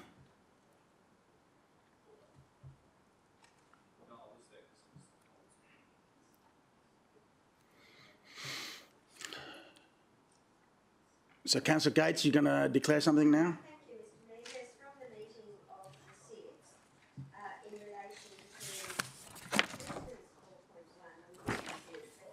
it's item 6.6. Let's go to item 6.6. And Mr Mayor, Place Design was a consultant to the project appointed by council, and I'm seeking permission to remain in the room on this one. I received from Place Design $1,410 in 2011, $1,850 in 2014, and in 2016 $1,850 refunded in full. I am seeking permission to remain because I'm interested in the progression of the Southport Priority Development Area, and I've had no contact with the consultant. Okay. There's a procedural motion in front of us there. Still valid, I assume. Who moved it in the committee? Doesn't matter. No. Move, Councillor Peter Young. Do I have a seconder? Councillor Corwell. Anyone speak against? Put the motion to you. All in favour, show of hands. Against, motion carried. Councillor Gates did not vote. Did anyone else not vote? So we'll deal with this item straight up. Councillor Corwell. Thanks, Mr Mayor. Happy to move the recommendation. Seconder, Councillor Peter Young. Anyone wish to speak against? Put the motion to you. All in favour, show of hands. Against? Carry unanimous. Anyone else got conflict of interest? So we can go to that item again? Any item? Councillor Vorster. Don't intend to speak to it, but I'd like to move 6.7. Thank you, Mr Mayor. 6.7. Okay, let's go to 6.7. Are you moving it? Yes. Yeah, moving. 6.7. Seconder, Councillor Corwell. No, it's the... I invite the mover to speak for it. Thanks, Mr Mayor.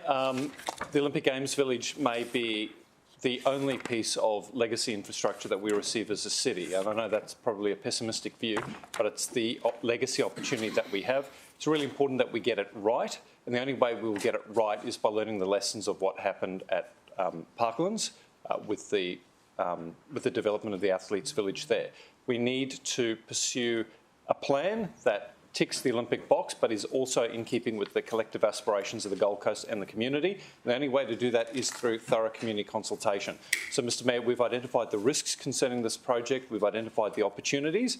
What we want is an undertaking from the state government that they will consult on what that legacy outcome looks like, and for that body of work to run parallel with our own master planning exercise for Ravenna. We don't want to endorse any particular outcome at an early stage that doesn't give us the opportunity to make this area function not only for the area, but for the Gold Coast. Thank you. Okay. Anyone wish to speak against the motion? Anyone wants to speak for? And I would... No? Okay. Councillor Vossa, you want to close further? No, thanks.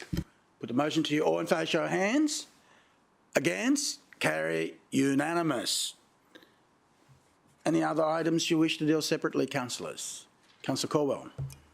Thanks, Mr Mayor. I move that the remaining recommendations of the Planning and Environment Committee be adopted. Second to Councillor Gates. Put the motion to you. All in favour, show of hands. Against? Carry unanimous.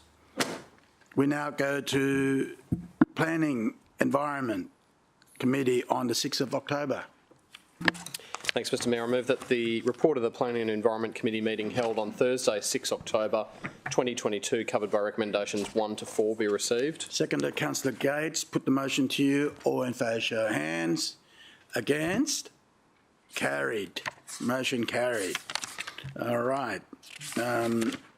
Councillors, what items you wish to go separately? Councillor Gates. Mr Mayor, similarly to Lifestyle and Community, I made 3 declarations. There's 3 items on planning and they're on the screen. I made the declarations for item 6.1, a donation from BC Curry, which everyone can see. I made two declarations in relation to 6.2 about receipt of donations from UPS and a prescribed conflict from Arcadis. If we can go to those so that everyone can see them on the screen. One, I'll just speak to it if it's hard to find. One was for in 2014 1850 from UPS, 2015 1850 from UPS, and in 16 the same amount but refunded in full. However, Arcadis provided $2,500 to me, which was fully refunded but still presents a prescribed interest. So, Mr Mayor, I made those same declarations for 6.3, which I hope that they will show on the screen as well, and I intend to leave the room for the lot and so not you're leaving the room for 6.3? For the whole agenda, Mr Mayor. I'll be back when it's finished. All right. And lunch is not open yet, right? So...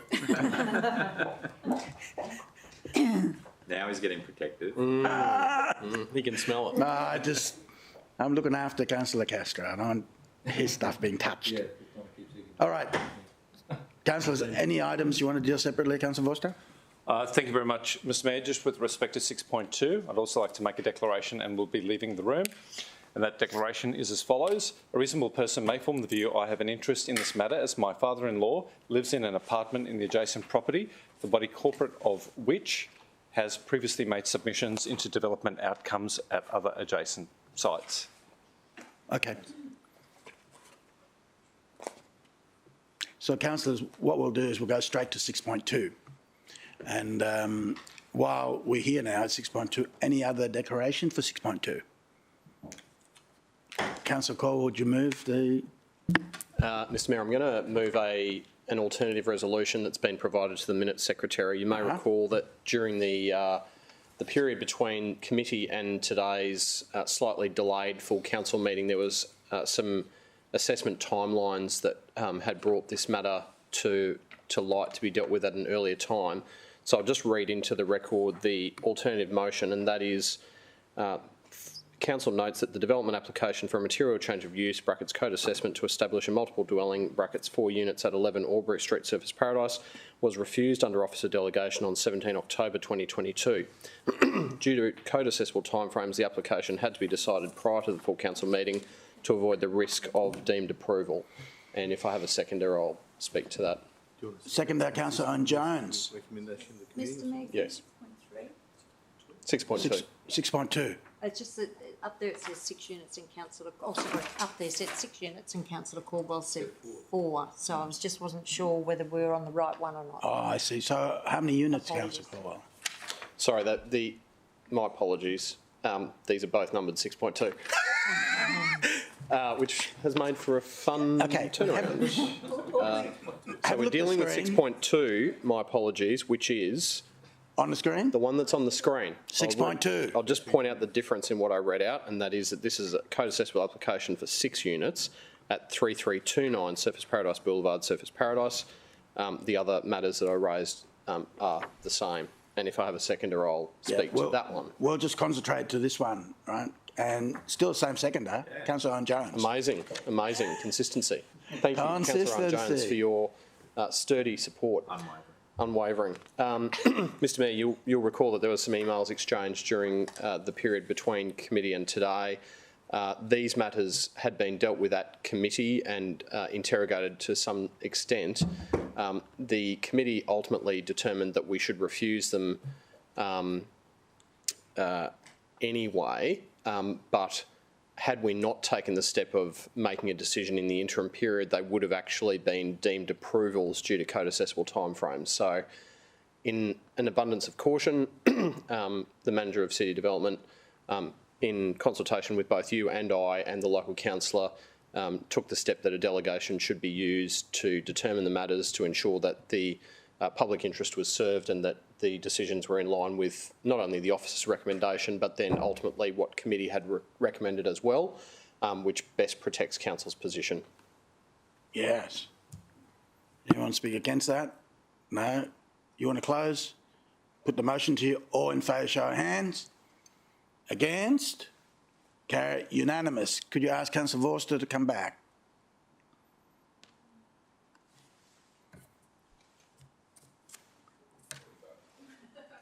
Hey? What do you want? No, we can't.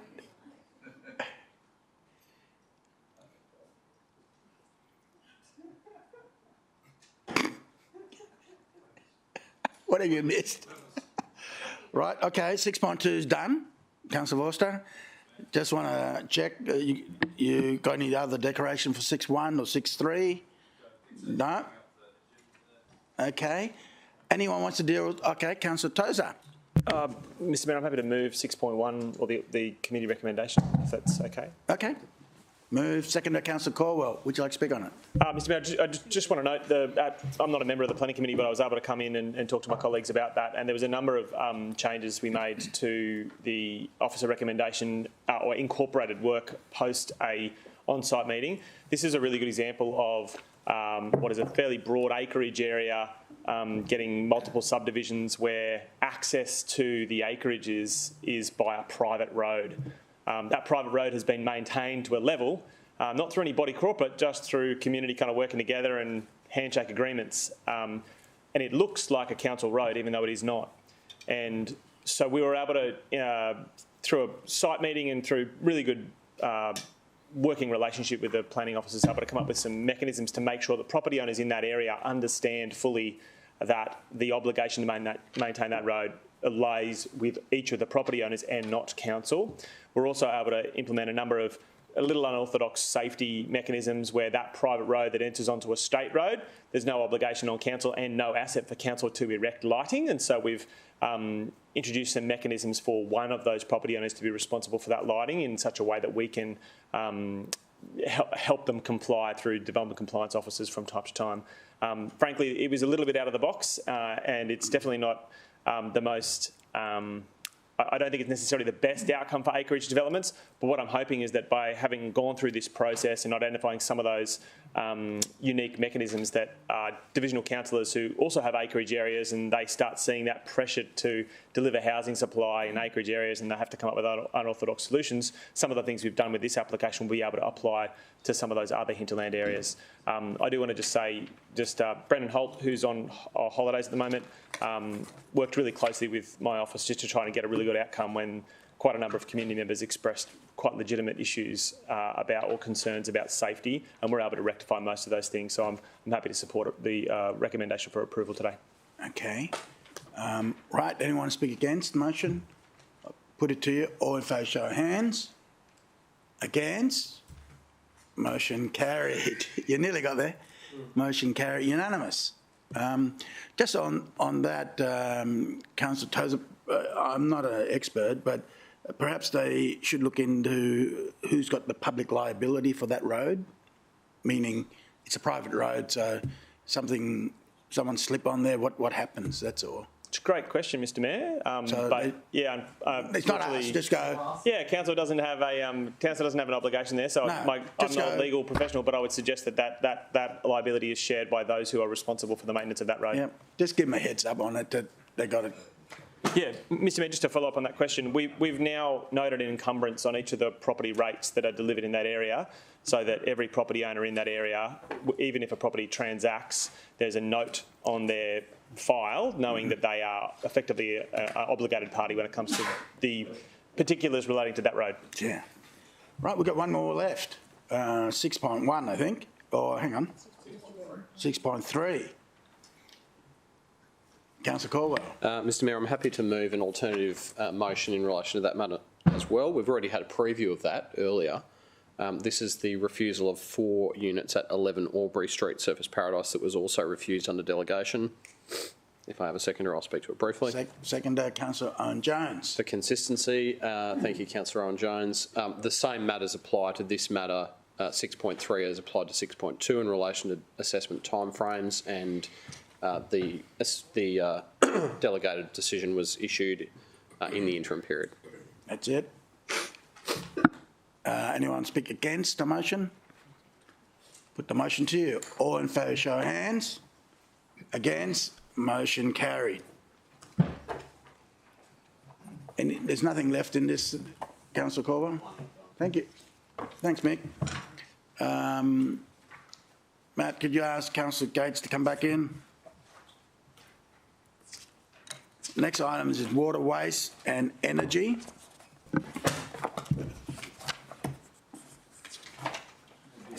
Councillors, we'll go to 8 September first. First one in 8th of September. Rightio, Councillor O'Neill. Thanks, Mr Mayor. I move that the report of the Water, Waste and Energy Committee meeting held on Thursday, 8th of September 2022, covered by recommendations 1 to 6, be received. Seconder, Councillor Hamill. Put the motion to you. All in favour, show of hands. Against? A motion carried. Any item you wish to deal separately, councillors? Councillor O'Neill. Thanks, Mr Mayor. I move that the recommendations of the Water, Waste and Energy Committee be adopted. Seconder, Councillor Hamill. Put the motion to you. All in favour, show of hands. Against? Motion carried. Unanimous. We now go to the Thursday, 6th of October. Councillor O'Neill. Thanks, Mr Mayor. I move that the report of the Water, Waste and Energy Committee meeting held on Thursday, 6th of October 2022, covered by recommendations 1 to 4, be received. Seconder, Councillor Hamill. Put the motion to you. All in favour, show of hands. Against? Motion carried. Any item you wish to deal separately, Councillor Gates? Thank you. 6.1, if I may, Mr Mayor. Okay. And it's for a declaration, and I will be leaving the room. But my declaration is that I'm a beneficiary of Harchelma Proprietary Limited as trustee for the Gates Family Discretionary Trust. Yeah, I'll just call it. It's on the screen. Yep. And I will be leaving the room while that matter is considered. Thank you.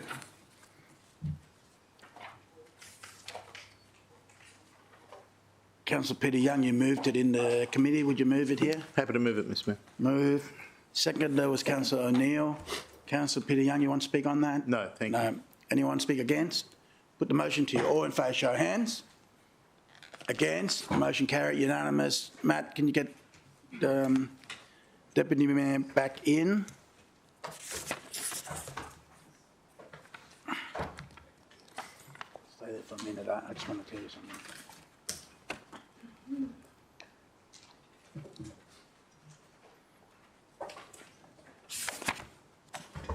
Okay. Anyone want to deal with any issue separately? Councillor O'Neill? Oh, Senator Hamill? No, you can if you like. You're going to move 7.1? 7.1 for a very quick move, Mr Mayor. Okay. A quick seconder. Councillor O'Neill. Mr Mayor, 7.1 deals with an item that was on grey papers but involves an important project at the Merrimack wastewater treatment plant.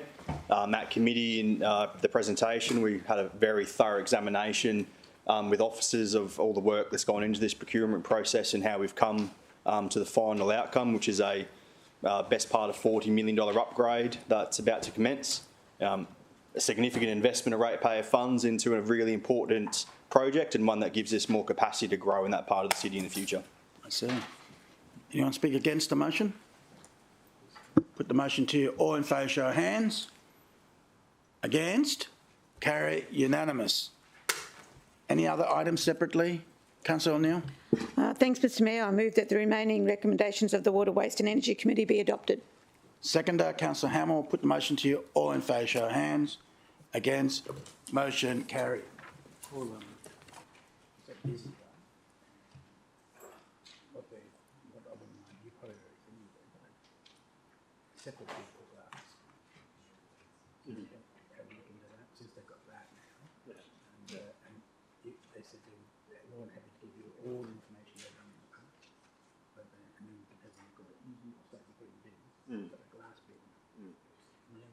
Yeah, absolutely. If we can get them to sort them home. Yeah. I don't know what the number of bucks will be.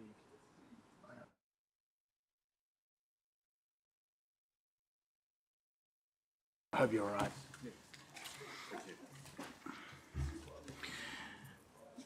right. Councillors, we now go to transport and infrastructure. Who's doing transport and infrastructure? This is where it is.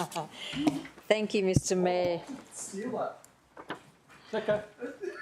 I move that the report of the Transport and Infrastructure Committee meeting held on Tuesday the 4th of August 2022, covered by recommendations, October, 4th of October, covered by recommendations 1 to 9 be received. Seconder, Councillor Taylor. Put the motion to you. All in favour, show of hands. Against? Motion carried. Councillors, any item you want to deal separately? Councillor McDonald? Thank you, Mr Mayor. Item 6.3, I've got a changed recommendation. Okay, we go to 6.3.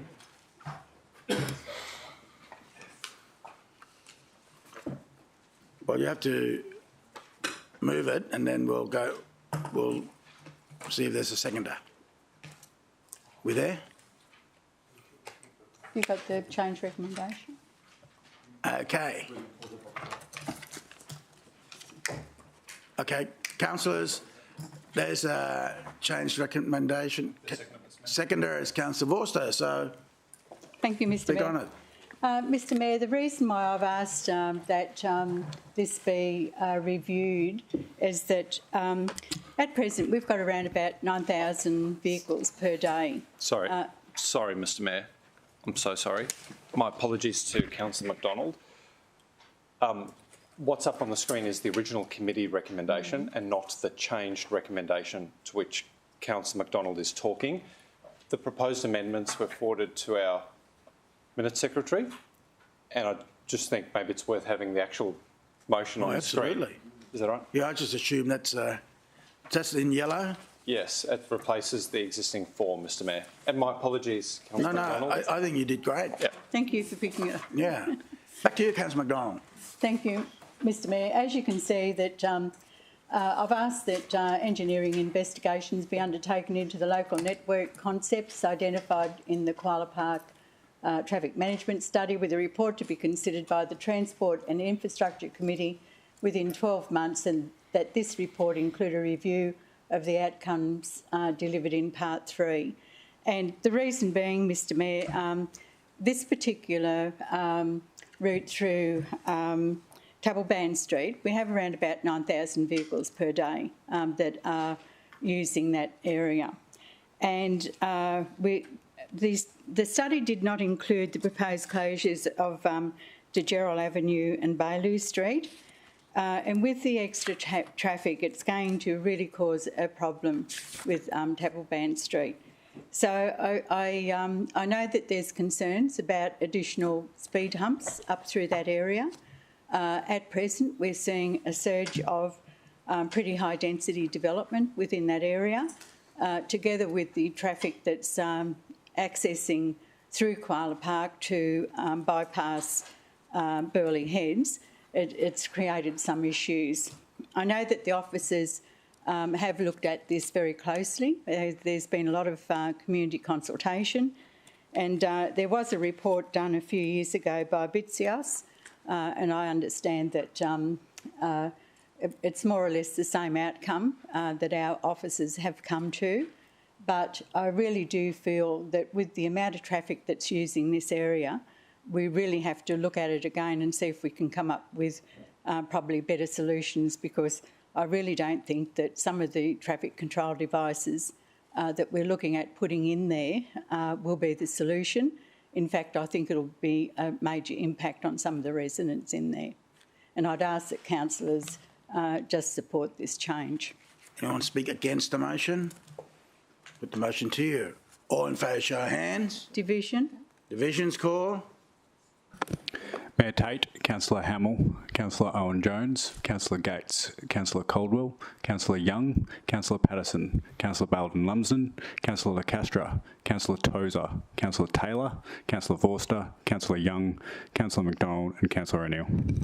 Against? Carry unanimous. Any other items you want to deal separately? Councillor Pauline Young. Thank you, Mr Mayor. The remaining recommendations of the Transport and Infrastructure Committee be adopted. All right.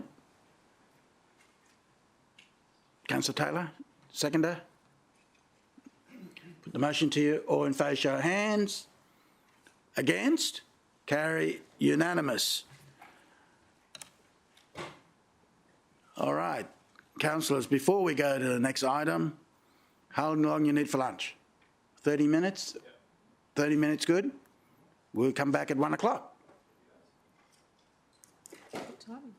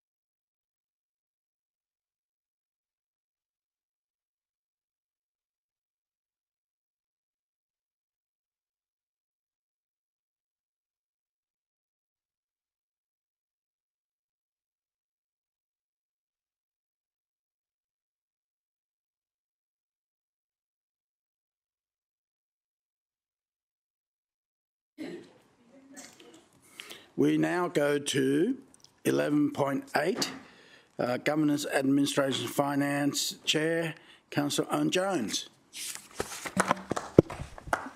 Now, there you go. That's the redoubtable support of Councillor Caldwell.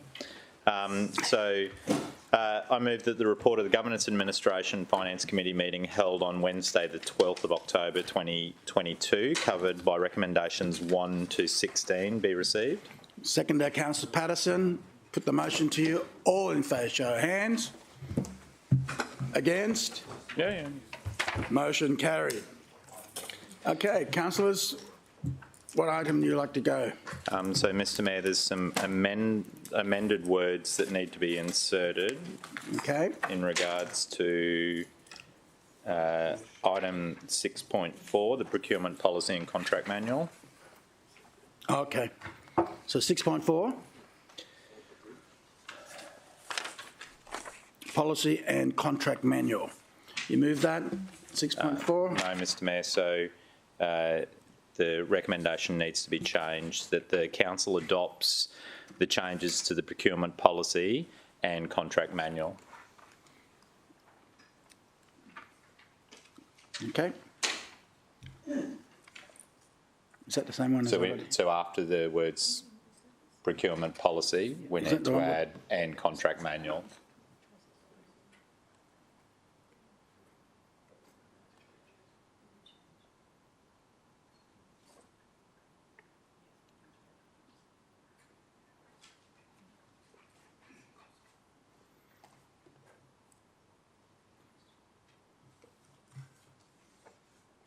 Yep, that's what I got in front of me as well.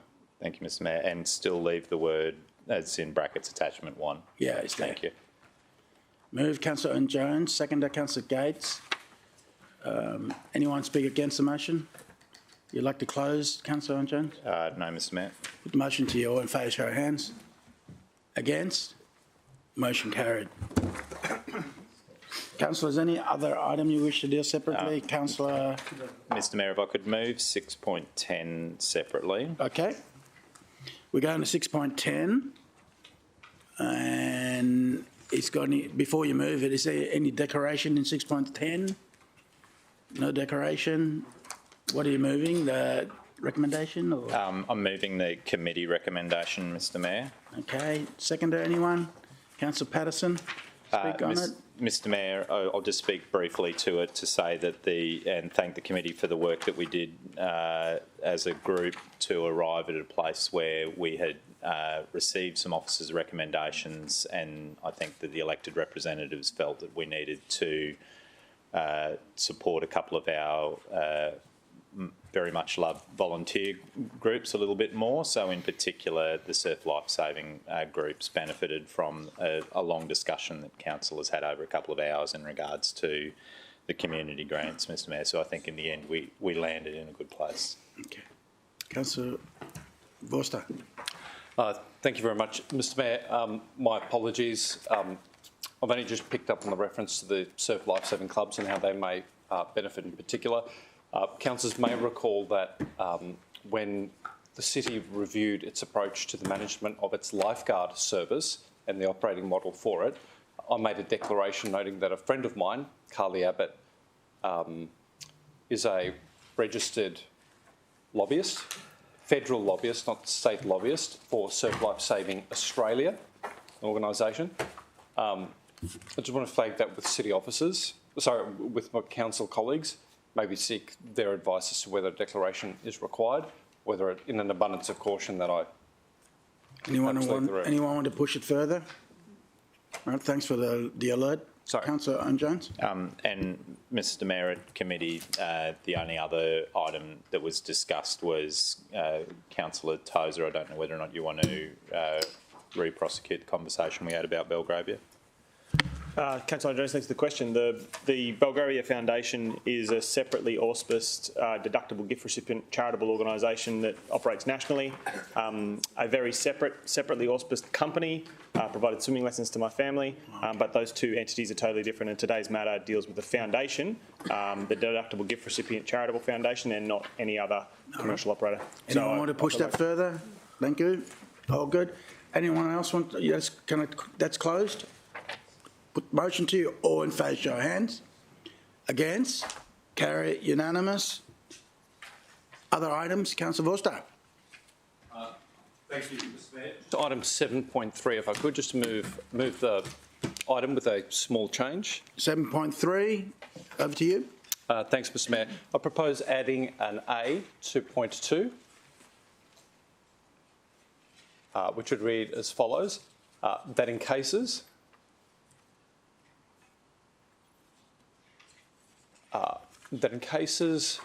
where an Australia Post distribution catchment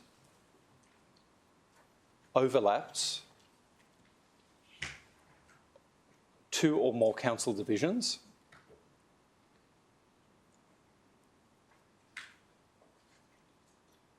a councillor may request that the divisional newsletter be distributed to the entire catchment to avoid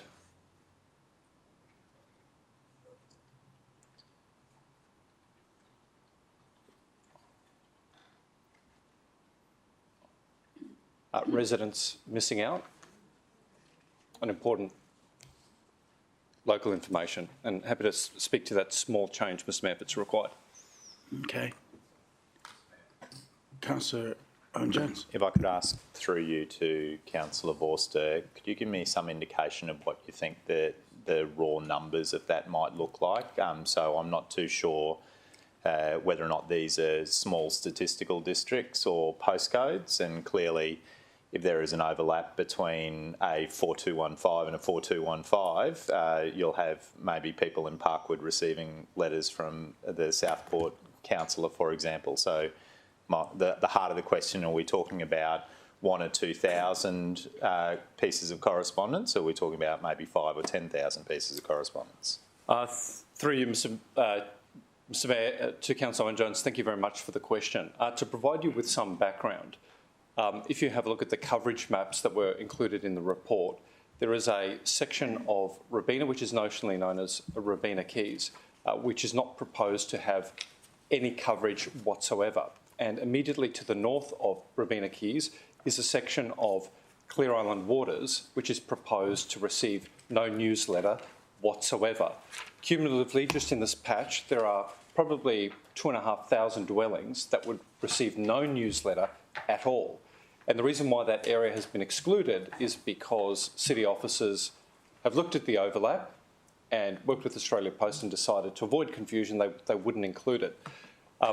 In that particular case, it's Division 11, which is majority prejudiced. To the southeastern corner of my division, the whole of the Treetops estate doesn't receive any coverage. It's proposed not to receive anything, because I think there's a tiny part of a delivery area which might extend over to the Marymount area, which is not really residential. It's got a school and some light industrial. But because of the approach taken by city officers, 1,900 households would not receive a newsletter in my division. Now, I brought that to the attention of city officers ahead of the committee meeting, and they were very open on a case-by-case basis to work with councillors to make sure that we're getting common sense outcomes. It just wasn't reflected in the resolution as carried by committee. Mr Mayor, it's also worth noting that I did walk with the city officer through many divisions across the city, and there is basically next to no impact for any other councillor, apart from, I think, Councillor Belden Lumsden and Pimpama, that would benefit from this approach, Mr Mayor. So all I'm attempting to do is, on a case-by-case basis where it makes sense, ensure that nobody goes without. And it might mean that Councillor Young has some newsletters delivered in my division. It may mean that some of my newsletters are delivered in her division, but it also means that nobody misses out and people are hearing from the Mayor twice. That sounds horrible. So do you have an objection with that, Mr Mayor? Gee. Councillor Gates. Thank you, Mr Mayor. I'm just wondering if Councillor Vorster can point us to the maps he speaks of, because there were no maps presented in my recollection at committee. We have not seen maps. We were not aware that there was suburbs or properties left out. It was just an Australia Post delivery to everyone because that was the most equitable way we felt of progressing the matter, and it was the same for everyone. So none of the committee has seen any mapping that suggests that there were properties not covered. Thanks, Mr Mayor. I think it was Councillor Owen-Jones who once cautioned me to do my homework before a GAF meeting. So I apologise if I've teased out all of these facts ahead of the committee meeting. I wasn't at committee and had just assumed that that information would have been circulated to committee members. I don't have a copy of those maps. I chose not to take any documentation with me after my meeting with city officers. But for whatever it's worth, if we adopt this form of words, we get the status quo. And then once each of us has a look at the maps, if we're at all concerned in any way, we've got the ability to opt in to make sure that we get 100% coverage.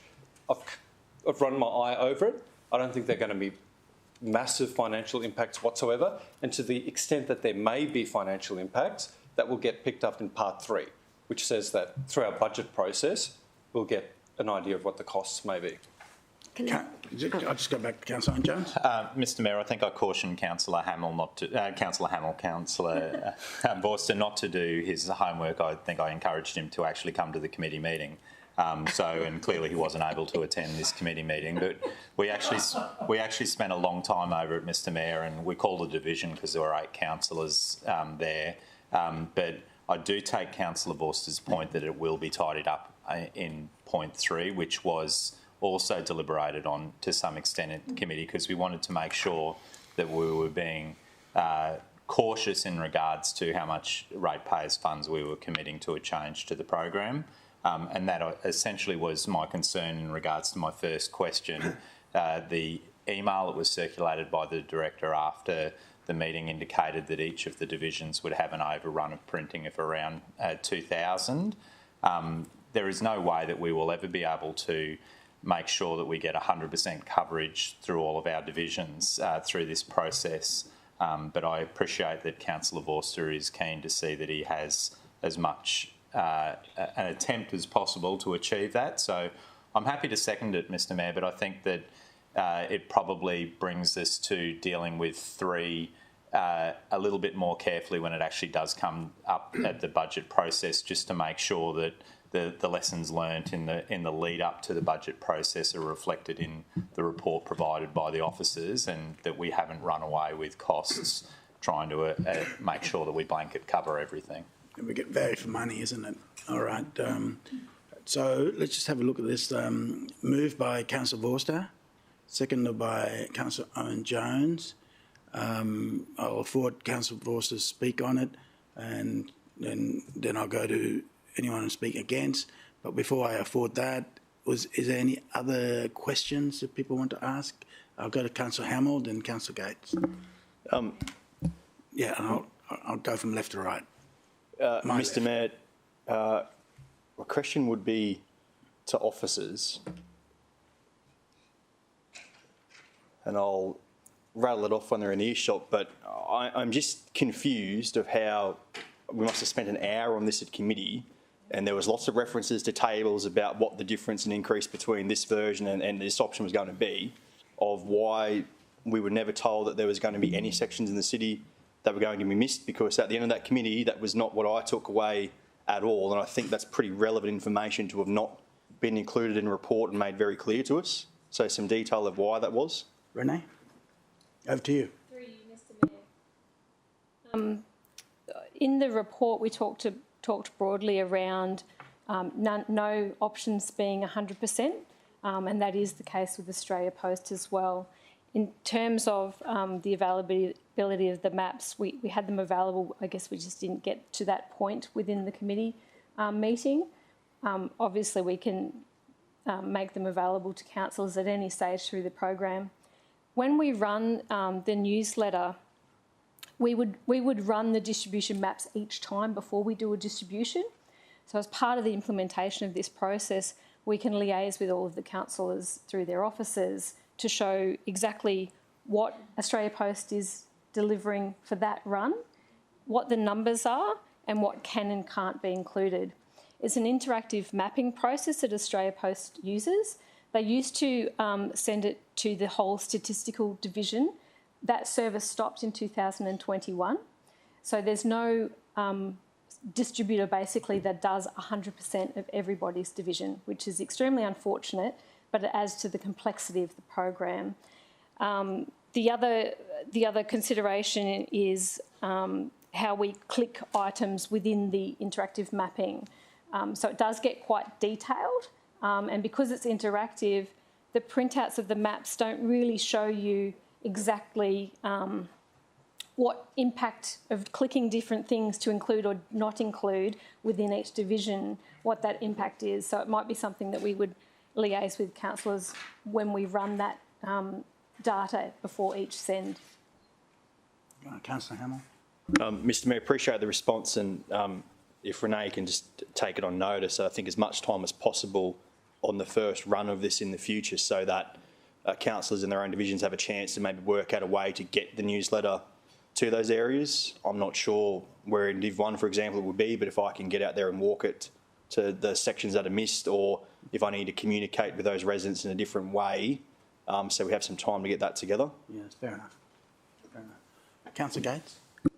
Mr Mayor, my question has basically been answered by Renee, but I think Councillor Hamill has a valid point raised that there might be another way of managing it rather than doubling up, because there's enough confusion as it is about who the representatives for various areas are, and we don't want to create a whole level of confusion unnecessarily, especially poor old Matt, with me having been there for 12 years, and many people still think that I'm the divisional councillor for all of Pimpamar, but I've only got a very small part of Pimpamar now and Willowvale, and I think in our circumstance it might be quite confusing for people. Councillor McDonald. Thank you, Mr Mayor. The other issue that we didn't discuss at committee, and I did raise it later with the officers, was post office boxes. That wasn't taken into consideration when the report came forward, and I just wanted to make it known to the councillors that especially those with the rural areas where a lot of those residents use post office boxes to collect their mail, those areas would be missed. Let's see if you take that on board. Right, Councillor Vorster, to speak on the motion. Thank you very much, Mr Mayor, and I just want to thank Renee for doing a really good job putting together this report. As Renee flagged, it is a very, very complex undertaking to try and communicate with so many hundreds of thousands of residents. And I actually got a lot of comfort in my briefing with Renee, because there was a very technical analysis and very thorough one taken throughout this process to present to us in the report the best possible outcome. And I suppose I don't want to speak on behalf of Renee, but the most financially prudent approach would have been to eliminate the overlaps. But the reality is, Mr Mayor, as Councillor Hamill flagged, sometimes there's an opportunity for us to hit the road and put things into letterboxes, but sometimes that's not possible because we might be dealing with incredibly rural areas where it's not a good use of our time. And as Councillor McDonald flagged, maybe that collateral won't find their way into PO boxes for those rural residents.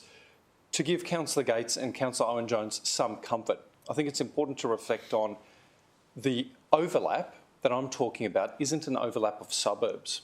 It's actually an overlap of a delivery route. So when you think of your postie on the bike in the area that they may cover on their bike in a single run, that's the extent of any overlap. So there's not going to be a massive financial impact, I don't believe. We'll find out in due course. I think this can be managed. And to the extent that there might be a little bit of confusion, I think that reflects the work of a councillor. Often we will hear from people in Burleigh Waters. I do, because they search for a councillor for Burleigh Waters and they come up with me because I represent part of it. And I'm sure every councillor encounters that. So I think there's more to be gained with reaching out to the 6,000 people who are unnecessarily missed than managing maybe 100 or 200 newsletters which might spill over into an adjacent electorate. So I just want to leave it at that, but finish off by saying Renee and her team did a cracking job. And it's not just on this. I did work with the team on the email distribution work as well, and was very, very happy that they landed in a good place that will mean we can communicate with more residents more frequently about the information they're concerned about for as little money as possible, and that's good for the ratepayer. Thank you. Against the motion? Would you afford Councillor Owen-Jones to close? Councillor Owen-Jones? Thank you, Mr Mayor. I just also wanted to thank Renee and her crew for doing a good job. One of the difficulties of this has been there are 4 divisions in the city that have benefited for many years on an established local newsletter that actually mirrors the divisions. And then there are other divisions that don't benefit from that, and have also, they're all different. So from the rural properties that Councillor McDonald and Councillor Vorster have discussed to at committee, we touched on Southport and Main Beach and Broadbeach and the difficulty of getting into some of those post boxes. But one of the biggest changes that we're also proposing to make is to use the benefit of the emails that we now have from almost 50% of the ratepayers who have signed up to receive information from the city. So that makes a significant change to the way that we can potentially deliver local news into our divisions. So I know that in my case it's about just over 7,000 emails. And if we look at what it means for Southport, I think it was 7,000 emails, but this change potentially lifts the number of quarterly local newsletters going into the letterboxes of 22,000 people rather than 6,000. So I think that overall, whilst it was a difficult task to find a model that suited everybody, I think we landed relatively well. And that was largely due to the good work that Renee and her team had created over that preparation of the report, Mr Mayor. All right, so councillors, the debate's closed. Put the motion to you. All in favour, show of hands. Against, motion carried, unanimous. Thank you, Renee. Any other items you want to deal separately, councillors? Councillor Owen-Jones? Mr Mayor, I move the remaining recommendations of the Governance Administration Finance Committee be adopted. Second, Councillor Patterson. Put the motion to you. All in favour, show of hands. Against? Motion carried. We go to Economic, Tourism and Events. Councillor Castro. Yes, thank you, Mr Mayor. Move the report of the Economy, Tourism and Events Committee meeting, which was held on Wednesday the 12th of October 2022, and it's covered by recommendations 1 to 4. Second, Councillor Tozer. Put the motion to you. All in favour, show of hands. Against? Motion carried. Any items you want to deal separately, councillors? Councillor Vorster? Thank you very much, Mr Mayor. Mr Mayor, it's only really come to my attention at the start of the meeting that this agenda deals with the item 7.2, which is the storage of supercars race infrastructure. I have, in earlier times, I think under a former regime, made a declaration with respect to supercars, having received some hospitality in a capacity that wasn't councillor or not in an official way. Anyway, long story short, the tickets do appear on my register of interest. I've been unable to find the date that those tickets were provided to me or their value. I think there might be even $1,500 a pop. So what I propose, Mr Mayor, is excluding myself from the debate because I don't have the information to hand to furnish council with a full picture, but I did want to flag that I'd received 2 tickets, I think, in a last term, and I've previously excluded myself, so I'm doing that again. Okay, we'll deal with 7.2. Councillors? Anyone else want to declare anything 7.2? No? Okay. Moved by Councillor Castro, seconded by Councillor Boland Lumsden. Anyone speak against the motion? No? Put the motion to you. All in favour, show of hands. Against? Carry unanimous. Could you ask Councillor Vorster to return?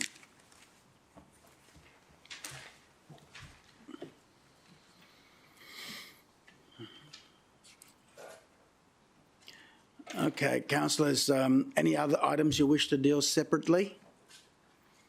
Councillor Castro. Thanks, Mr Mayor. I move the remaining recommendations be adopted. Seconder, Councillor Tozer. Put the motion to you. All in favour, show of hands. Against? Carry unanimous. We go to the next item, consideration notice of motion. Mr Mayor, sorry, in your absence, I think there was a procedural motion that then we were to deal with a couple of deferred matters after the conclusion of 11.9. Thank you. All right, that means I've got to do Mayor's report and the Mayoral minute, am I right?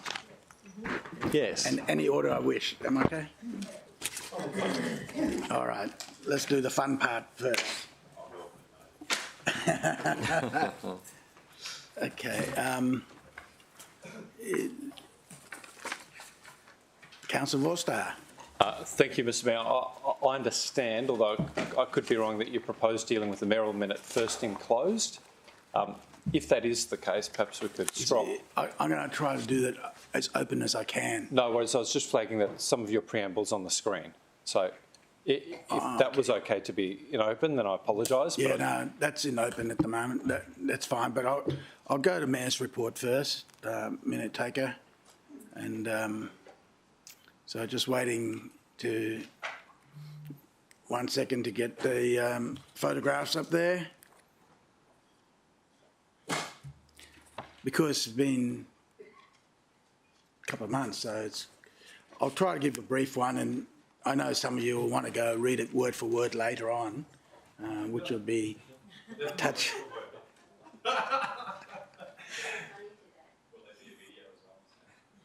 Oh, not sure. Not sure. Well, if we don't... oh, you got it there, so we can go? All right. Okay, what we'll do, first there's the Gold Coast District Junior Rugby semi-finals at Gold Coast Eagles Rugby Club, under 13, 14s, 16 and 18. It's wonderful to see sponsors out there supporting and people are out there, grassroots rugby. So it's fantastic. And I had looked around that field. If you, with a bit of rejigging, councillors, potentially we can put another full field there. You know, so I'll talk to a local area councillor there to have a look. Minimal expenditure. We can do a bit and make sure that the path goes round. So that's for another conversation. Councillor Caldwell? Sorry, Mr Mayor, sorry to interrupt, but just while you're on the topic of rugby, I just thought it was worth also mentioning that I think the semi-final of the Hospitals Cup was held at Bond University at their field, which is which involved Brothers and another club from Brisbane, whom I think it was Wests. But obviously, rugby is still alive and well here on the Gold Coast, and a sport that's very close to my heart. Sadly, James O'Connor suffered an injury in the first couple of minutes and had to go off, but otherwise, it was great to see the blue and white stripes down here on the coast. I see.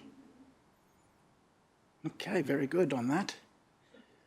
Next one, illegal dumping. Yes, that's me being very upset. And the city is cracking down on the illegal dumping, continuous dedicated team. We're getting prosecutions, 384 fines been issued since November 2019. And so we'll be vigilant about that.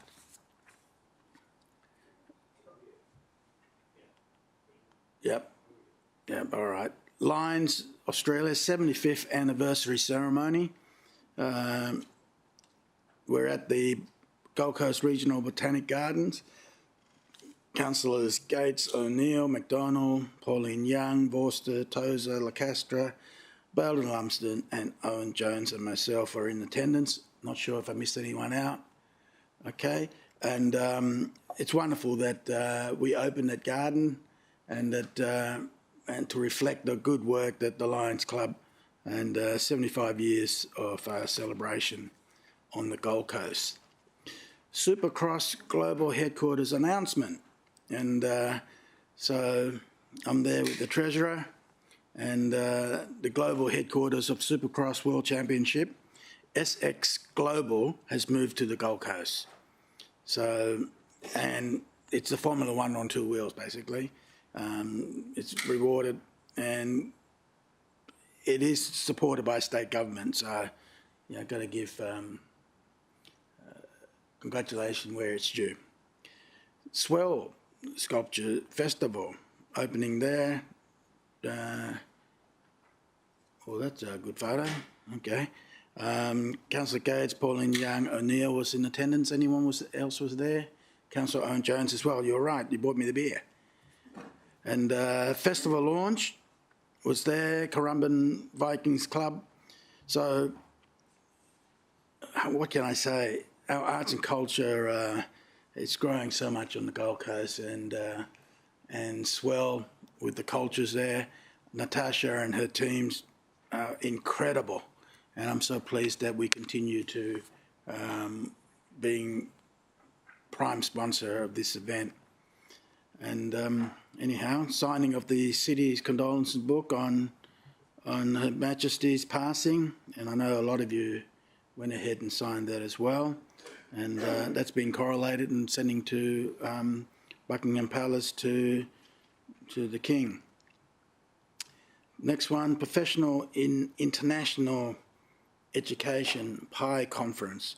This came out of we secured this from the visit to the UK, study Gold Coast. I'd say take front row seat on that one. Well done. And there'll be 500 delegates coming here for the next 3 years. They're not just a delegate. Each delegate represents a large organisation of international education. So it's a bit like the Sports Accord, where we hosted presidents of all the sports in the world in one place, and out of that they realised that we're a sporting city. Same thing with PI. So there'll be good economic benefit for that event, but our reputation as international education was it the Australia's favourite classroom will stand in good stead. Paradise Centre, a new dining shopping precinct was open. Councillor Taylor was there with me, and I think they spent about $40 million. So it worked. It looks great. Yep, we didn't know that bloody thing was going to go off, and it got us a good one. Got us all. Like, only the fella on the right of the... Obviously, he's one of the executive and knew what was going to happen. And but look, it's great. They've raised the bar. I know, but I thought I'd share that with you. And so Councillor Taylor's now working hard on the master plan for the rest of the... Councillor Taylor. Yeah, thank you, Mr Mayor. And look, it is a great development that they have delivered. Obviously, when I first came in, we had different views on a project, but this just shows what private enterprise can do for the city, and there's plenty happening through Service Paradise. So it's a credit to the team of the Paradise Centre and all the new venues inside. So I encourage everyone to come down and have a meal down there with us. Thank you. Sounds good. I'm in. Yeah, that's it. Okay, sounds good. Next stop, Service Paradise. So then we got the welcome home for the athletes from the Birmingham Commonwealth Games. Councillor Gates, Councillor Pauline Young, Patterson and McDonald was there. Anyone else? Okay. The welcome home. Each story that different athletes share with us is phenomenal. And, you know, from Paralympians to people, whether they're gold medalists or not, it just shows the pride representing our country, and a lot of those are Gold Coasters, and that legacy continues. We are absolutely a sporting city. I did mention numerous times in Birmingham that we ranked 26 in the world. Top 26 city in the world as a sporting city. And I don't know how far the list went down, 100 or whatever, but our city up the road there wasn't on the list. Brisbane. So maybe they work a bit harder and they'll get there. Just take a bit of example of what we do. And Australia, out of Commonwealth Games, won their 1,000th gold medal by diamonds. They beat Jamaican at netball court, and it's wonderful to be. I wasn't there, but wonderful to learn about that. Then we did the last kiss, and Councillor O'Neill and Pauline Young was there. Councillor Gates, anyone there was there for the last kiss? Anyhow, it's the first time. Yeah, it's the first time that we had an event at Seabus, and it proves the point that the Seabus Stadium, if Stadium Queensland can pull their finger out, can put more events there, and people came, fill it up, and so I'd repeat again, if Stadium Queensland board can't do it, well, sack them, get somebody else in there. That's my humble opinion. Broadbeach Community Precinct site visit, and Councillor Pauline Young and I was there, and it's on time, on budget, as they say, and we'll be opening this $15 million project upgrade very soon. I can't remember what date it was. What? November. And so that life education building as well. It's going to be a phenomenal precinct, and it's towards our arts and culture and creative people as well. Mayor's leadership conversation with Mayor Students Ambassador. Yeah, I sat down, didn't do a talk, basically. I just sat down there asking me questions and advice and all that. I have to say, it's a pleasure to be able to sit there and converse, and I got as much out of it, and I hope they got some out of it as well. And that Students Ambassador program, the amount of promotion they do, and some of the older Students Ambassador have stayed on to be part of our Gold Coast community. So it's really good, and I'm so proud of Study Gold Coast for during COVID time, the stranded international students, they're stranded, no money, where Study Gold Coast swing into action, and other students, they went and got food, cooked it there at the hub, and fed students who were stranded throughout. And the amount of selfies and reporting back to their mum and dad back at home, how generous and the Gold Coast are, was phenomenal. We didn't do it for promotion, we just did it because it's the right thing.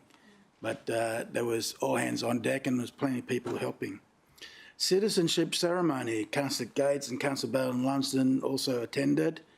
Another 1,039 people from 60 different countries became Australian citizen. So I did spend a short silence in the ceremony to memory of Her Majesty Queen Elizabeth II as well. Mayor's Technology and Innovation Awards, Councillor Vorster is in attendance. He did judging. In my speech, I did say that it was he and I, probably himself, came up with the idea, and we went and did the pitch to Bond, and Vice Chancellor Tim Barrelsford agreed with us and has been sponsoring us ever since. And that innovation award, the judging must have been real difficult there to get the winners. Congratulations to Emmanuel College, who took out the top prize. Runners-up, St Stephen's College. And Councillor Vorster, you want to add something to that? Thank you very much, Mr Mayor. I'm sure Councillor Tozer and I were just talking about this before. There are many schools that now run entrepreneurship and technology programs.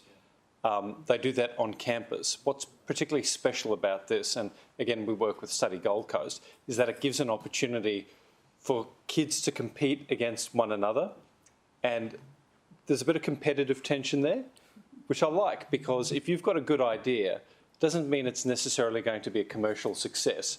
You need to go through the crucible of, answering difficult questions, competing against others to prove the case for your product. I can say that this year, the students were producing ideas that weren't just good from a technological point of view, but also from a business and commercial point of view. That's a really strong encouragement, I think, for the future of the city, because there are some good ideas. We just need to get behind these kids and make sure that they, don't sort of hold themselves back. Young people can achieve commercial success. These guys are on the precipice of doing just that, and they're not even at university. Thanks. Yeah, and some of which have taken out, trademarked some of their ideas, so it's wonderful. And third place went to Helensvale State High School, but congratulations to all the finalists and their team, and you got to thank their parents and all the mentors. There's a lot of people behind this Innovation Awards, and the judges. It's great. I'm so pleased that we were able to get it up years ago. And then we launched the Oceania Paralympic Sport Conference. What that's about is that we recognise that from the Commonwealth Games, the athletes were competing in the same time frame as the able-bodied athletes during the Commonwealth Games. And with that recognition, there are so many para-sports going to train here. They're going to compete here, and that's part of this conference. And it's great that they recognise that we have the infrastructure, and our saying, our motto is always that we leave no one behind. And then we launched the 2022 Boost Mobile Gold Coast 500. I know Councillor Gates was there, Councillor Owen Jones was there, and I don't know who else was there, but this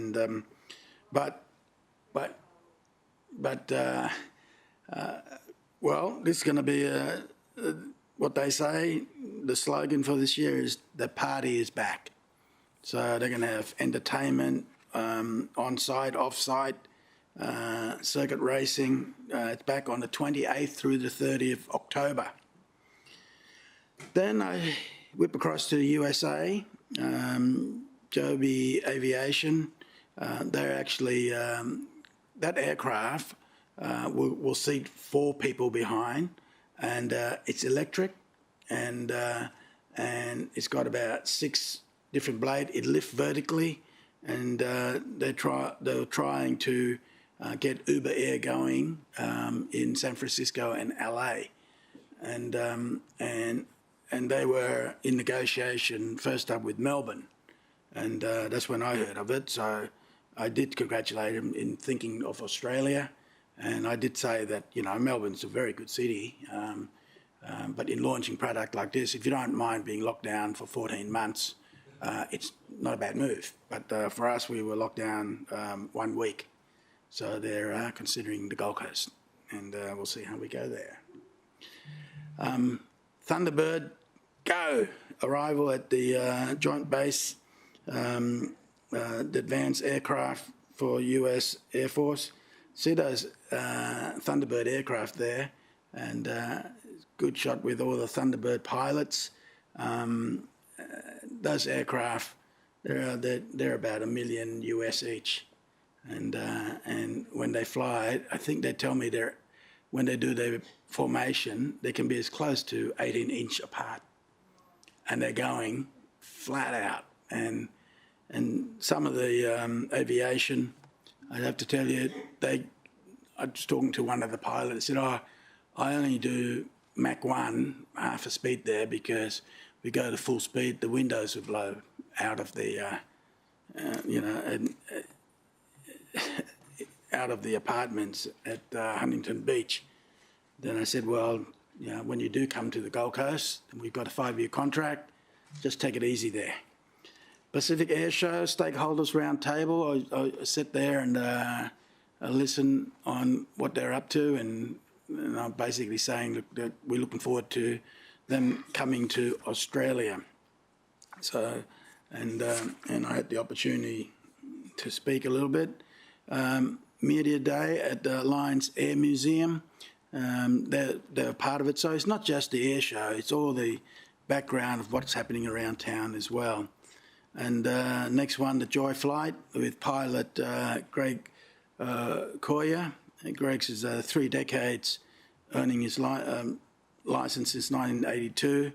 Keen to go, got there, put me in there, ready to take off. We're going to do a bit of whirling around and all that.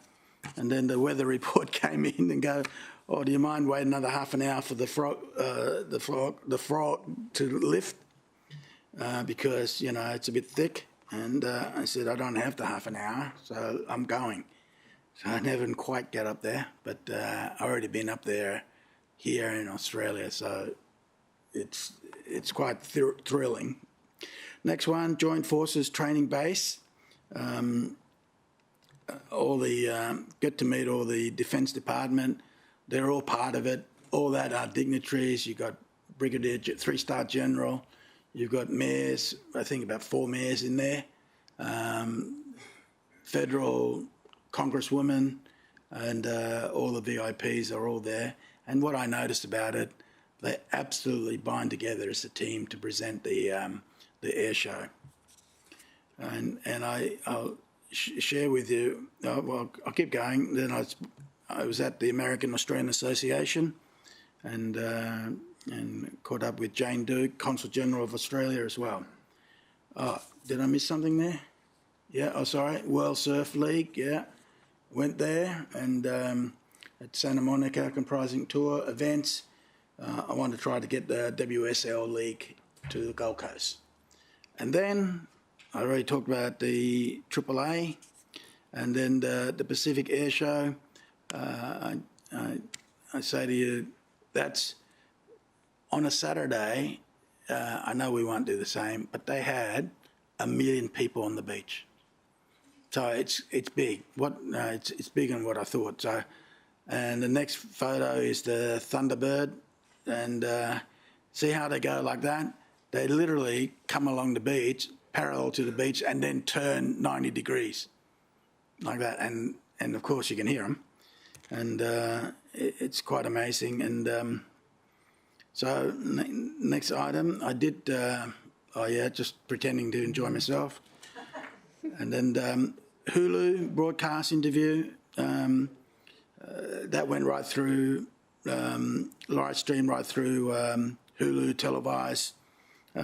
So they reckon it's about 50 million Disney subscriber who views that. So it was absolutely good to be able to be there. The guy who was interviewing me said, oh, I'm half Australian and half American. So in front of there, I took my hat off, which has got Pacific Air Show, but the P is a Australian flag and the A is the American flag. I took it off and I gave it to him, and they thought it was great.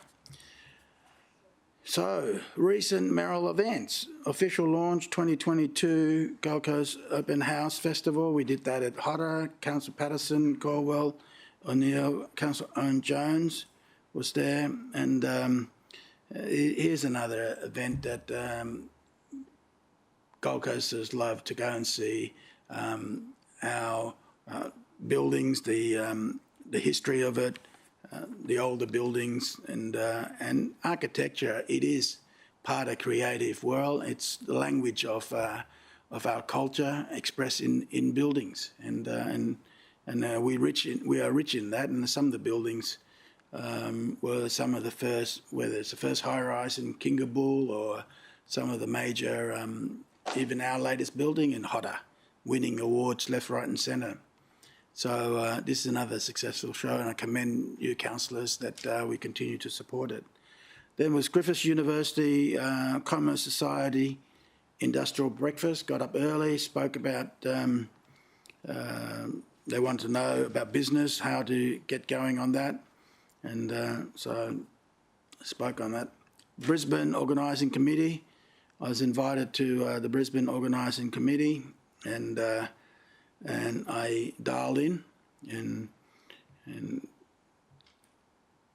it's good to be able to give input from our city. And I know I'll be meeting with the President in the very near future and giving our point. And the reason I picked that photo there, councillors, or that page, that is the representative page of the Brisbane 2032. And gee, they've made their Brisbane River nice and blue nowadays. And so I'd like them to keep that photo up. It's wonderful. Get Ready campaign, we launched that. So we're in Surfers Paradise, and just as well we launched that back in October 10, and now we're facing some of the wettest weather in the very near future. Then Coolangatta of Gold, Councillor O'Neill and I were out there, and there's Ellie Day, he won his 8th. You know, how did I do that? And the number of, 3 hours, 57 minutes, 49 seconds. 41.8 kilometres of various discipline is incredible. Then we've got Seniors Month, free senior and veteran bus travel program. Great to report that we now have 45,000 subscribers, and we have they have travel. I think I can't see in my notes here, but about 7 million trips, and those trips would have been empty seats. And as I said to you back, I don't know when we did it, 2013, 14, that those empty seats that's going around, they're not worth anything next day. So we might as well get our seniors out there filling up those seats, and I talked about that at the senior program. The concerts, well, it was fully booked. I think you're doing all of those, aren't you, Donna? Mr Mayor, they were on Wednesday, and we welcomed 1,500 seniors to the 3 concerts, and they were just so thrilled with the day's event. It was a great Gatsby hour, that was the theme this year, and they thoroughly enjoyed it. Very good. And we do, there's 3 events, right? We're up to 3. Then Gold Coast Disaster Preparedness Forum, with quite a few people were there, every single stakeholders were there. I'm so pleased that we started there. Then LGAQ Annual Conference, Councillor Hamill, Councillor Patterson, Councillor Pauline Young and Councillor Bale and Lumsden and myself were in attendance, and that's a mugshot of us enjoying ourselves, we're all pretending to be. And 136 motion was debated, and I was asked to speak on my thoughts on the OIA, and I spoke passionately about it, because even the chair, the guys in the middle are the chair and the deputy chair sitting next to me, and one of them jokingly going, "Well, I can hear something up the back there. I don't know what they're smoking," and so all those things that the recommendation, there's 40 recommendation. I say to you, have a read of them, but the main thing is read the comments first and then go what the recommendation says. I think they've got a lot right, but there's still a lot to go. But my main comment's this. As to the chair of OIA and their senior execs, have a heart. Be sympathetic about some people. If it's clerical error, send a warning to go, can you fix that? Something you didn't put in your registry that we picked up. You know, you got 7 days to do it, and once it's done, it's done. Not trying to go, oh, I got you, we're going for a misconduct, or you said something incorrect using the word that you thought is okay, being your advisor, and then they come after you for a misconduct. And so I boil it down to this. This legislation will go through, right, because it's been part of this committee, and both it's bipartisan. And I say to the chair of OIA, right, you got relatively workable legislation, but have the empathy part to understand that we councillors and mayors are here to serve. We're trying to do the best for our community. And yeah, there might be one or two bad apples, and they are in any society. Concentrate on that. Don't try to notch up, oh yeah, we got another notch here, or we got that person because they didn't dot the I's and cross the T's. If you work on that way, the system will work. But if you still continue on with the culture of the got you culture, in 12 months, this will be reviewed, and through the LGAQ and other councils. You know, don't be surprised that you end up having early retirement like that Triple C chairman. You know, he's enjoying himself fishing or some bloody thing. So all I'm saying is help us to help people. Educate us if we're not getting it quite right. There's no vindictiveness as far as we're concerned. It's just annoying that we've got to spend time and time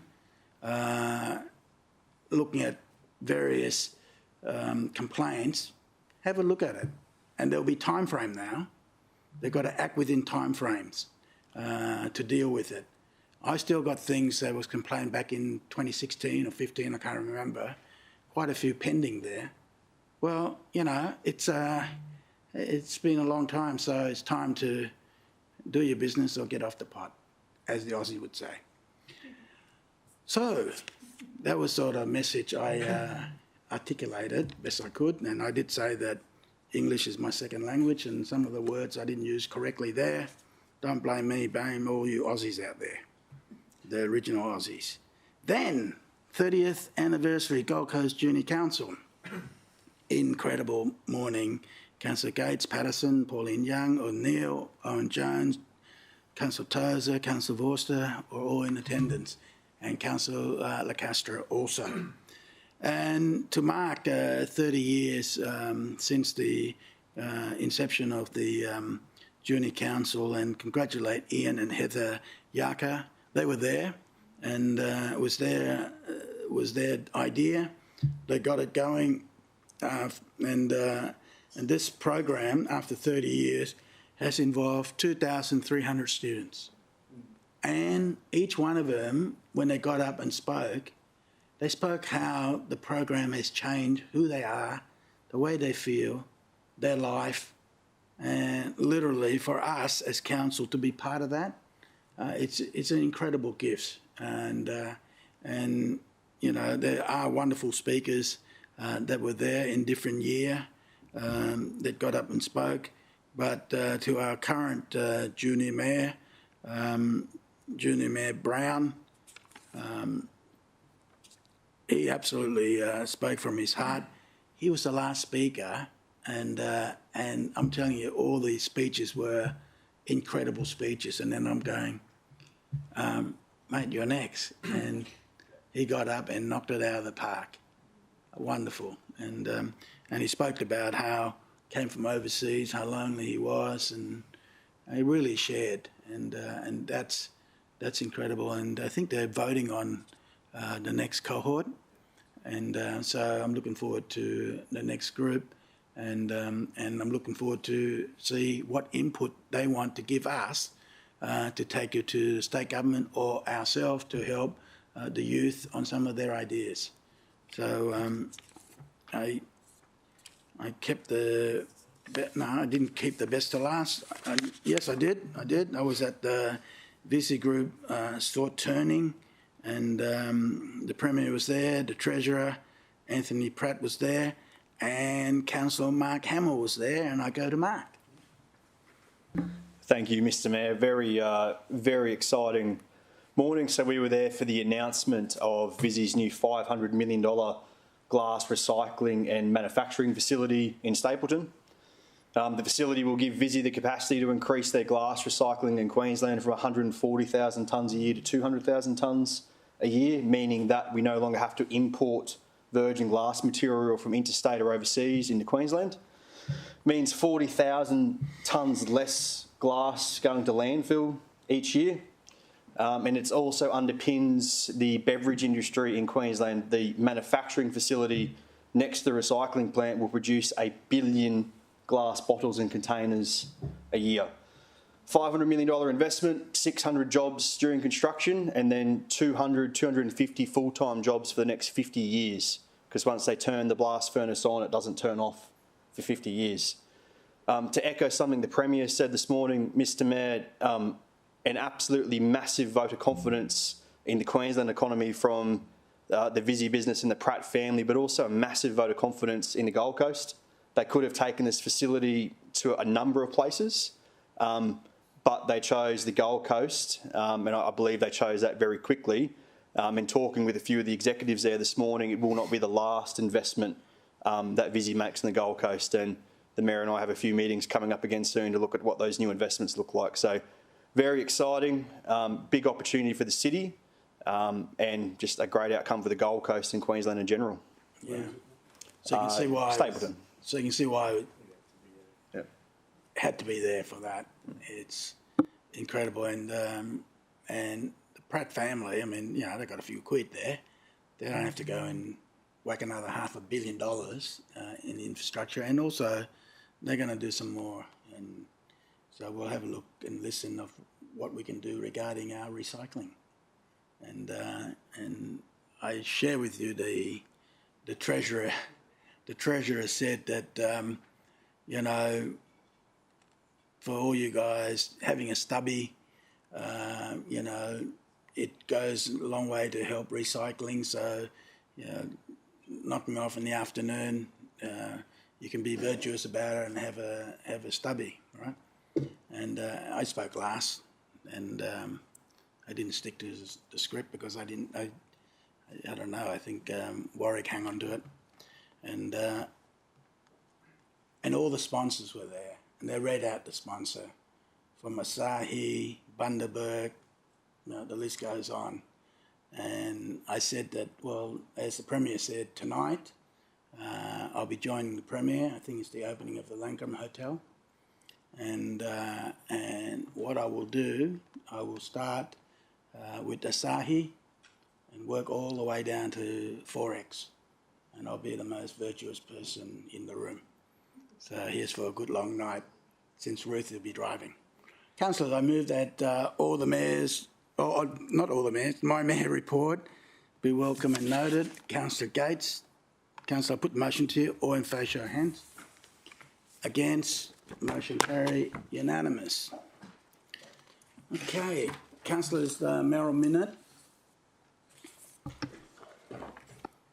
Where is it? Excuse me, Mr Mayor, could I be excused? So,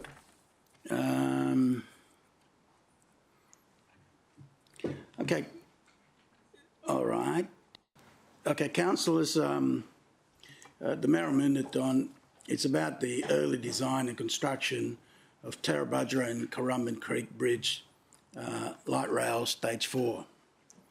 And today, I just want to bring this to you and brainstorm what is the best way to ensure that our light rail stage 4 continue in a timely manner.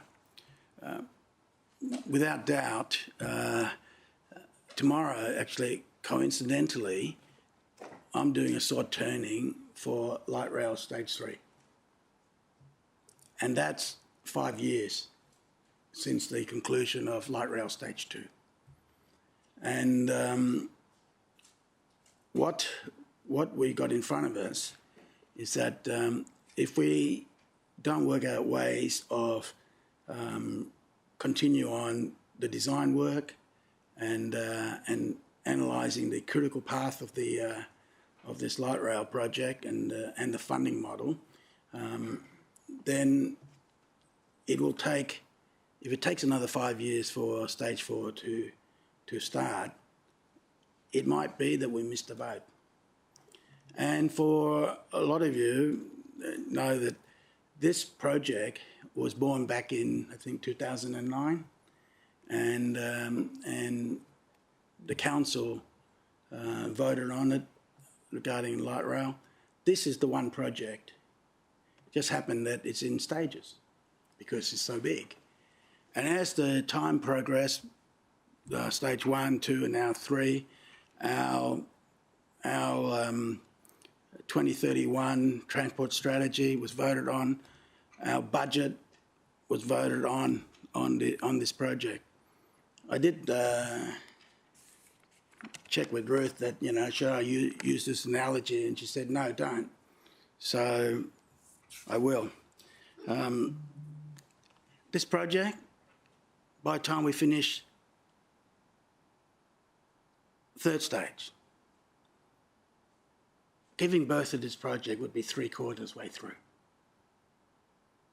And in any project, you wouldn't stop giving birth at 3/4 way through because it's just not the right thing to do. You might as well not start from stage 1 because it doesn't bring the true value of what we're trying to achieve back in 2009. So today's Mayoral Minute is first up. I mean, the question was asked and was wonderful feedback, and that's what council's about. Put out an idea and work together to go, well, how do we get the objective? So that's where we're at. Now, as far as the commercial and confidence on finance is concerned, on that part of it, I think we'll have to go into close because it is commercial and confidence on our negotiation with other two tiers of government. And I can go in a bit deeper in that. So, councillors, I move that we go into close. Second by Councillor Gates. Okay, anyone want to speak against that? Put the motion to you. All in favour, show of hands. Against?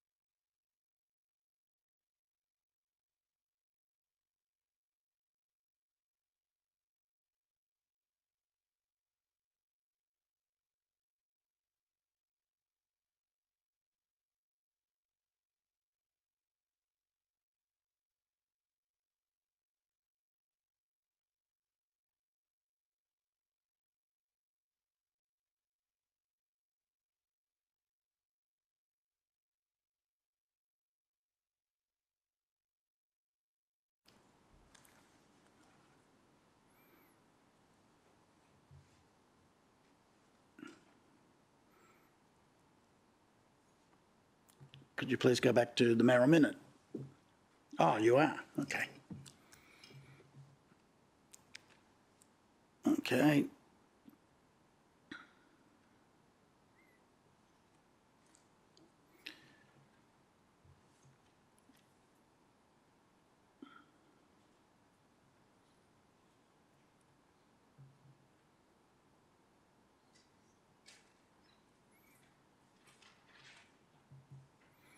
All right.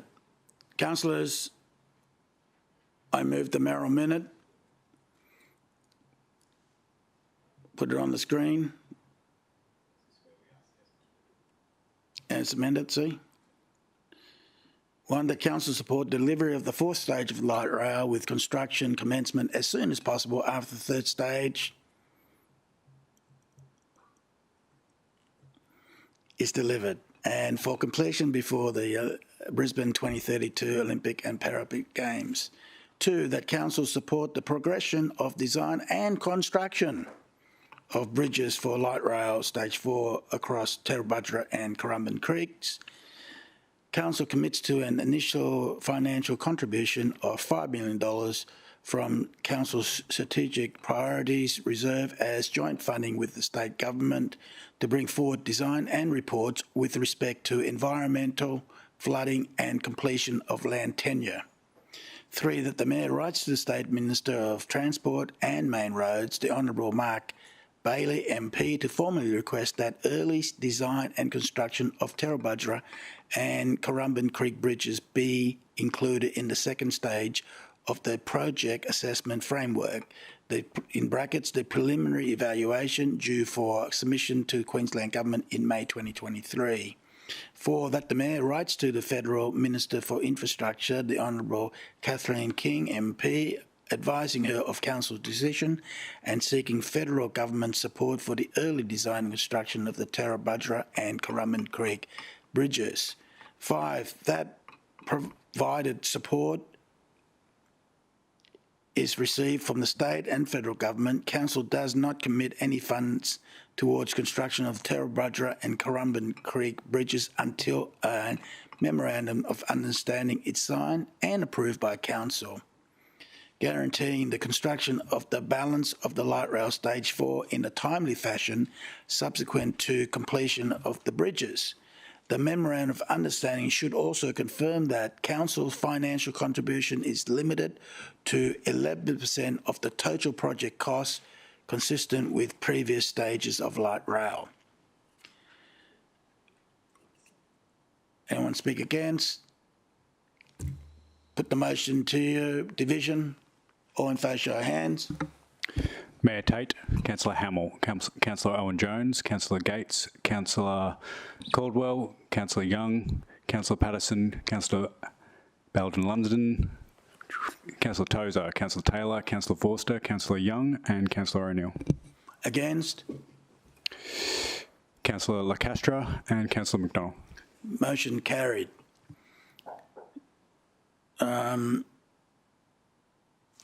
Where are we up to? Is it consideration notice of motion?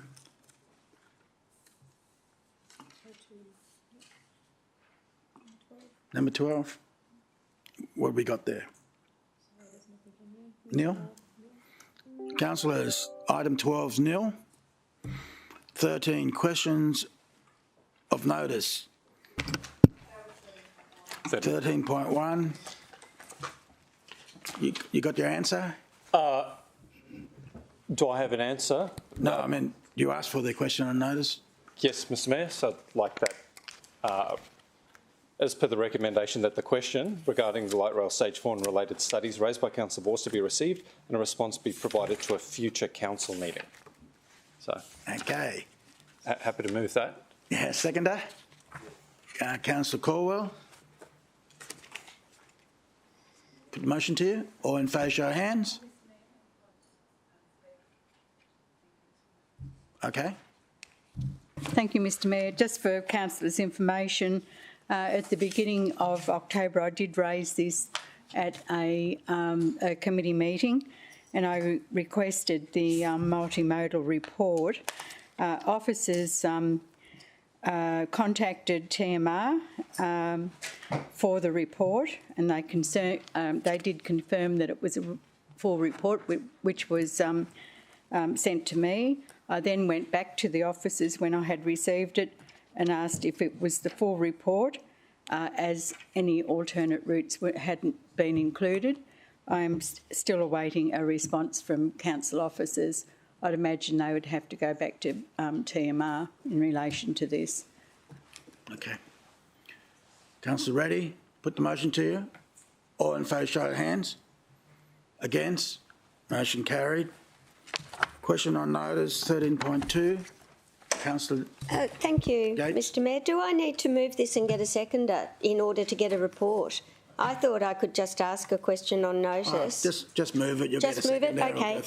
That officers provide details of the council cost to establish an elite training and practice field at Metricon Stadium for use by the Brisbane Raw and other elite teams, and that a report be brought back to council providing the governance details around investment attraction funding where collaboration or co-location with other entities forms part of any investment attraction agreement. So I don't know why it's not in full on the screen, but I will... I'll take it as your word. They're the words that I would like. Thank you very much, Mr Mayor. Okay. Can you pass it along? I think I'll... could you do me a favour?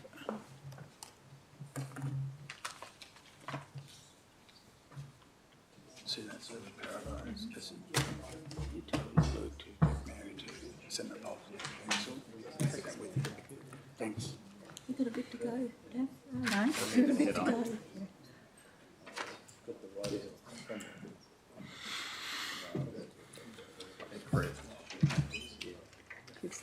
I don't think we'll be at the hospital. Oh, yes.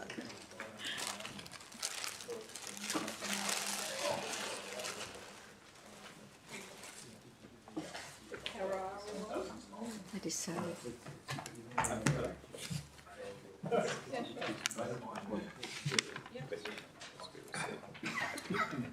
Yeah, did you see the advice that came back? I didn't. I just sort of glossed over it. But the advice came back saying that the suggestion was that it be a... Is that right? Have they done? No, it's not being done, Mr Mayor. Oh, it's IT problem. One of those rare occasions. There it is. Oh, I see. So, Mr Mayor, could I ask a question on notice? Could we actually just, for the future meeting, just confirm that process? Because my recollection of past questions on notice is that we have to provide them to the CEO, I think, within 5 days of the meeting, and then the answer follows on from there. So, Councillor Caldwell has suggested that there was an email that went around in regards to a recommendation, but to me, that's not my recollection of what's happened in the past, and I've only asked a couple of questions on notice over time, but I just received an answer. So as opposed to us having to agree to whatever the recommendation drops in. So, Mr Mayor, I've got some advice on that, if you like. Oh, an answer? Let me go to Councillor Vorster. Thank you very much, Mr Mayor. I did ask for some advice from the Office of the CEO. So we are required to submit a question on notice to the CEO with a few days clearance before the notice for the meeting is issued. So if you have a question on notice and you want to make it a question on notice so that there is a public record of the response, then you need to submit that to the Chief Executive Officer. I think it's 3 days, or it could be 5 days, prior to the meeting notice being issued. Now, we have a practice of issuing meeting notices quite a few rounds in advance, so it can be very difficult to get a timely answer, in which case we can use provisions of the Local Government Act to request information or advice from the CEO, which they usually have to deliver within 10 business days. Now, I've received a response to my question, but I'm asking my question in the public interest and I want it included in the public record, which is why I've asked it in this way today. That's all right, mate. Okay. Is that all right, what's on the screen? Councillor Gates? Absolutely, All Mr right. Mayor. I'll That's second just that. a different mechanism. Second, done. All in favour, show of hands. Against, motion carried. Presentation of petitions. 14.1, Councillor Castro. Thanks, Mr Mayor. I have a petition here signed by some residents in the vicinity of Nielsen's Road, Boonaroo, Carrara, and they are requesting the installation of sound barriers along Nielsen's Road. No, Nielsen's isn't. It's actually a council-controlled road. Okay, so which one are we doing? Move that we give it to the state, if you like. So item 1, I mean, it says or, right? Which one do you want? The petition request install barrier. Oh, sorry. Hang on. First the one? petition requested to install be received. Okay. Be referred to the appropriate committee. Consider that. What was the You second? happy with that? Yes. Yes. You do. And the seconder is Councillor Peter Young. Put the motion to you. All in favour, show of hands. Against? Motion carried. Well,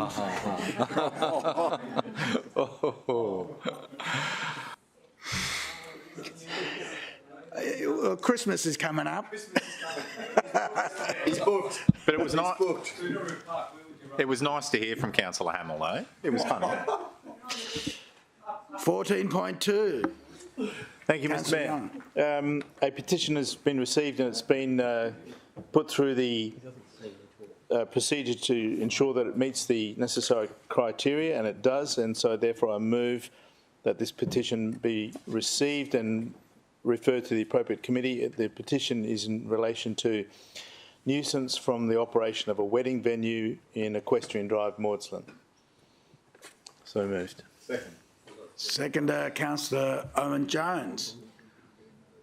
Put the motion to you. All in favour, show of hands. Against, motion carried. Any other petitions? Okay. Everyone else is happy. GB, any GBs? No GBs. 16.1, Draft Gold Coast 2032 Legacy Framework. Let me say, councillors, this is going to be a moving document. There'll be a few other things you want to add, but this is the first part of it. And from there, we'll be able to fine-tune it and put it forward. Let me add to this that we would be the first city in this Olympic event in 2032 to have a framework for citywide legacy. Nobody else got any. So I know that this is the first part of it, and there'll be some other parts, maybe Athletics Village and infrastructure there and other things. But so just bear that in mind. I'd like to be would like to see the chair of the Olympic Committee and go, this is the Gold Coast. I don't know what the others are doing. You want to present that to us? Trish? Sure, thank you, Mr Mayor. I'll just give an overview if you like and hand over to Mark as well. So, councillors, as you know, as part of the delivery partner deed, we committed to actively contribute to the overall Games partner legacy strategy and later on the legacy plan that will be created. We were in tight timelines at the time that Mr Mayor requested the councillor workshop, but we were in a fortunate position where we'd just gone through the process of developing our new corporate plan. We had actually done a review of all our major strategies. We had done review of some of our plans. So with our help of our corporate planning and performance partners, we gathered up all of the research and all of the community consultation that had been done across all of those facets over the last 18 months. And as you know, we overlaid that with the facilitator, with his research into megatrends and industry development, into the workshop that was held with all of councillors. From that, and the activities that the facilitator took you through on the day, and what was captured on those butcher papers and the whiteboarding, we actually consolidated that, or Urbis did for us, into the report in front of you today, which is the high-level summary of that workshop that contributes to a legacy framework. So that's really important, that this is the summary document, and then we go later on, as explained in the council report at section 5.3, into those further steps of delivering the actual, or developing the actual legacy plan for council. So that would entail digging out all of our projects that we believe contribute to those overall aspirations and will get us to where we want to be through the next 10 years, up to Olympic and Paralympic Games, and then the 10 years preceding that. So as you probably saw in the report from Urbis, the first thing that we did was where we went through you at the workshop, the alignment through our corporate plan themes to the IOC themes for legacy that were contributed to the IOC through the Future Host Questionnaire. We then went through with you all the strengths of the city and what you wanted to maintain through legacy. So those things you didn't want to lose. Further than that, we went down to, on those butcher papers and where we workshopped on the whiteboards, those 4 key themes that came out, which were around a connected Gold Coast, where we are connected north, south, east, west, to the city's crawl and all the great destinations that we have. And not only that, that the city's transport system is accessible, clean, safe and regionally connected. So we want to go from our Gold Coast Airport to our Brisbane Airport up to our Sunshine Coast Airport where that need is. The next theme was around that healthy and green Gold Coast. So really concentrating on the resilience of our environment, and we're seeing that this afternoon even with the nature events that are occurring with the storms.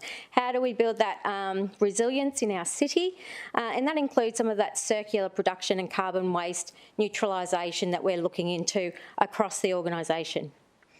The third theme was around Future Gold Coast, which talked to mainly our digital landscape, new opportunities within our digital systems, and the ability to be able to collect data to inform our decision making. The last theme that came out of that workshop was that inclusive Gold Coast, and as Mr Mayor talked about earlier, that theme around leaving nobody behind and making the city an inclusive, fun place to live, play, study, work at all stages of life. So that summary was consolidated up to into the one-pager, which is comes standard from the corporate plan work and the templates through the integrated planning. And through the workshop, we did identify those key legacy, some of those key initiatives that we wanted to capture. We also did capture through those workshops some of those more project-based activities that are happening across the city. They are still captured and they will feed into the actual plan that we develop going into the future that would align with any of those themes as they are now. I'll pass over to Mark to talk about the experience in the legacy space from past. Thank you, Trish. So, Mr Mayor, just want to put in the context of what a framework is. So this is called a framework. It's not a strategy. It's not a plan.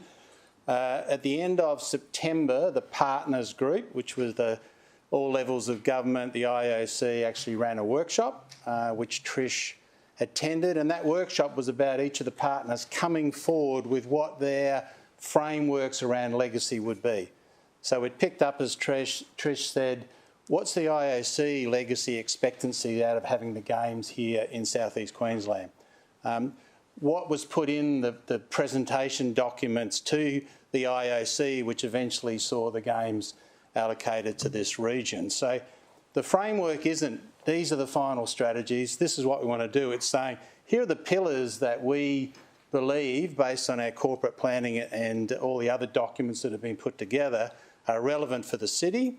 And here are some of the examples of things that are already happening. So this is also a marketing document to say what a great city this is and what the way forward is. It's not about what are the final projects, what are the priorities. So as you read under 5.3 in the overall document, it talks about the next steps, which is very much the in-depth looking at what are the priorities for the city. But we needed a document initially to take at the end of September to be able to talk about. Now, because of circumstances around the tragedy of Her Majesty passing away, the last council meeting where we were going to go through some of this wasn't able to happen. So all Trish was able to present was an overview of the pillars and the sort of things as a city we were looking at, which was accepted very well because, as Mr Mayor said, a lot of the other regions are struggling to actually come up with what does this mean. And this was around a short timeline. So the process from now is that this document is not a public document that's been put out there. It's one that the Mayor was able to put a bit of paper up when he attended the organising committee meeting on the Sunshine Coast. And Mr Mayor, the reaction to you being there was really positive, and that's good.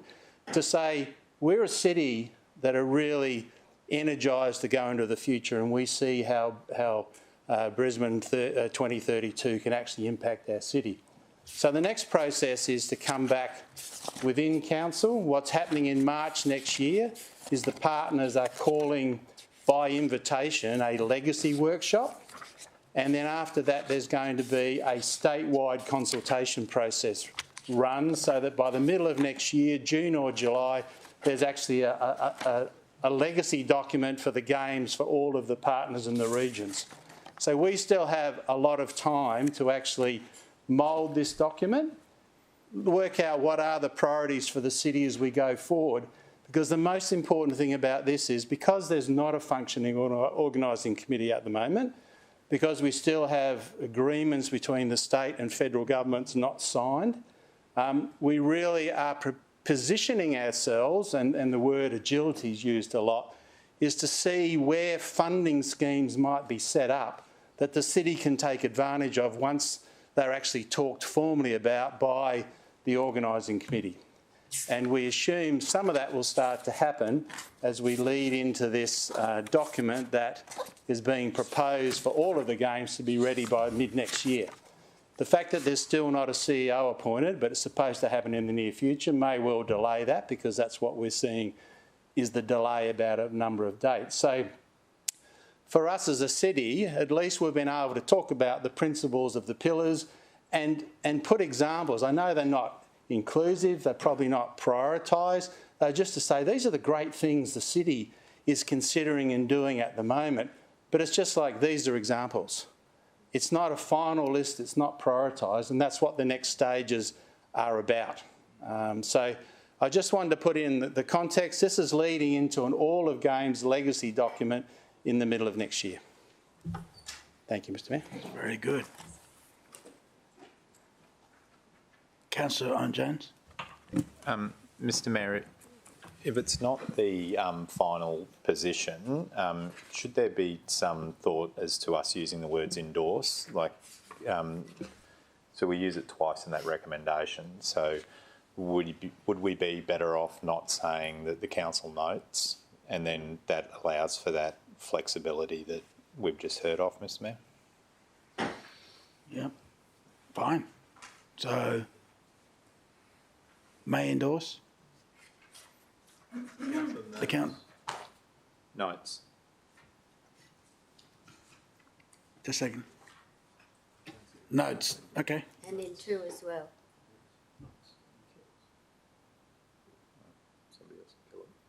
Yeah. Any other question? Councillor Vorster. And in 4. Thank you very much, Mr Mayor. So I have a question to you, and obviously you can direct that as you see fit. So I'd like some comfort because I presently can't support the motion.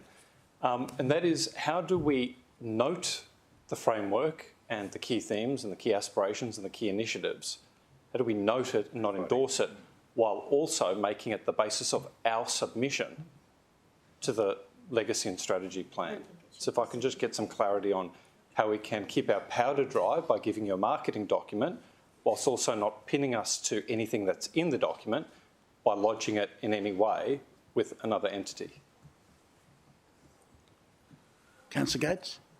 Mr Mayor, if there's no reason to, and no time frame, if no one else is ahead of the game like we are, perhaps we could just remove 4 at the moment while it's further massaged. The document itself. I think from my observation, some councillors had some suggestions about how they would like to see some changes implemented to the current draft. Yeah. And I would like 4 to send a message to Andrew Rivers, but providing in the letters our first draft. yeah, maybe providing the draft rather than noted. Yeah, so 4 there, can you change from providing the draft of the attached draft or whatever you want to... Yeah, just change noted to the draft Gold Coast. Okay, because I just can't wait to get our first draft to Andrew and to go,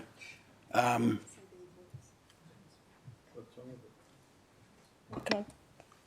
Councillor Patterson. Can I speak to this, or are we still in questions? Speak on it. I'll just check. Any other questions? Would you like to move? Anyone? Yes. Move, Councillor Peter Young.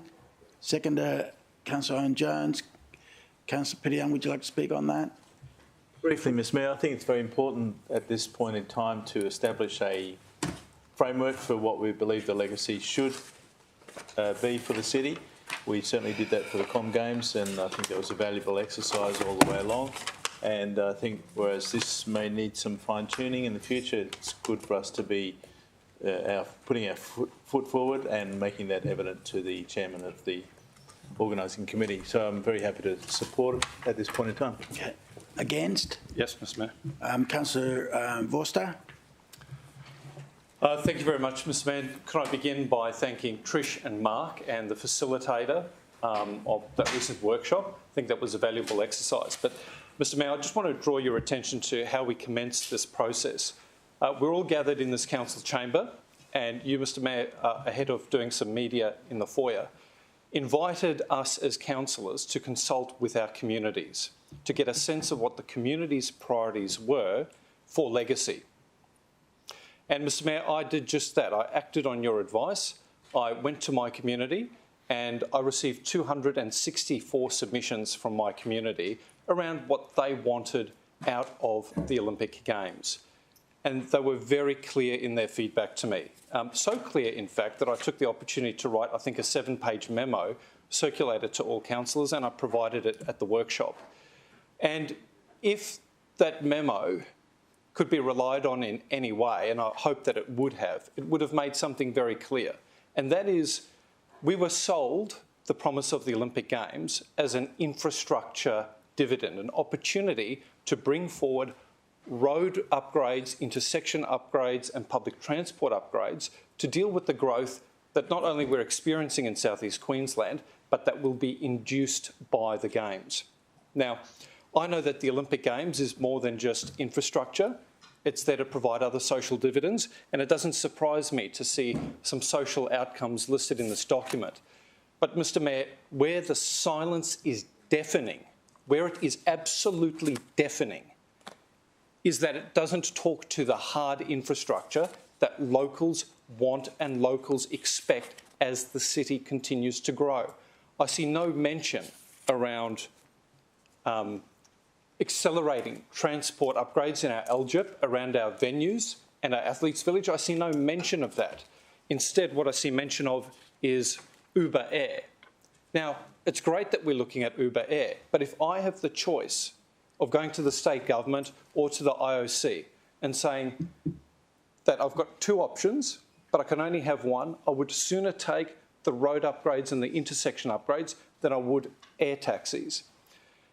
Terribly concerning, Mr Mayor, that the feedback that I garnered from my community, and I think the comments that were shared in the workshop, didn't put an emphasis on that, because I thought that was the promise of the Olympic Games. Mr Mayor, it also concerns me that there seem to be a lot of initiatives and themes that are actually BAU for the state government and commitments of the state government. And I don't know why we would be taking up valuable ink on the page, giving the state government a free kick. I mean, I look at page 34, and there's a section here saying 4 key initiatives. So we only have 4 key initiatives for healthy and green Gold Coast.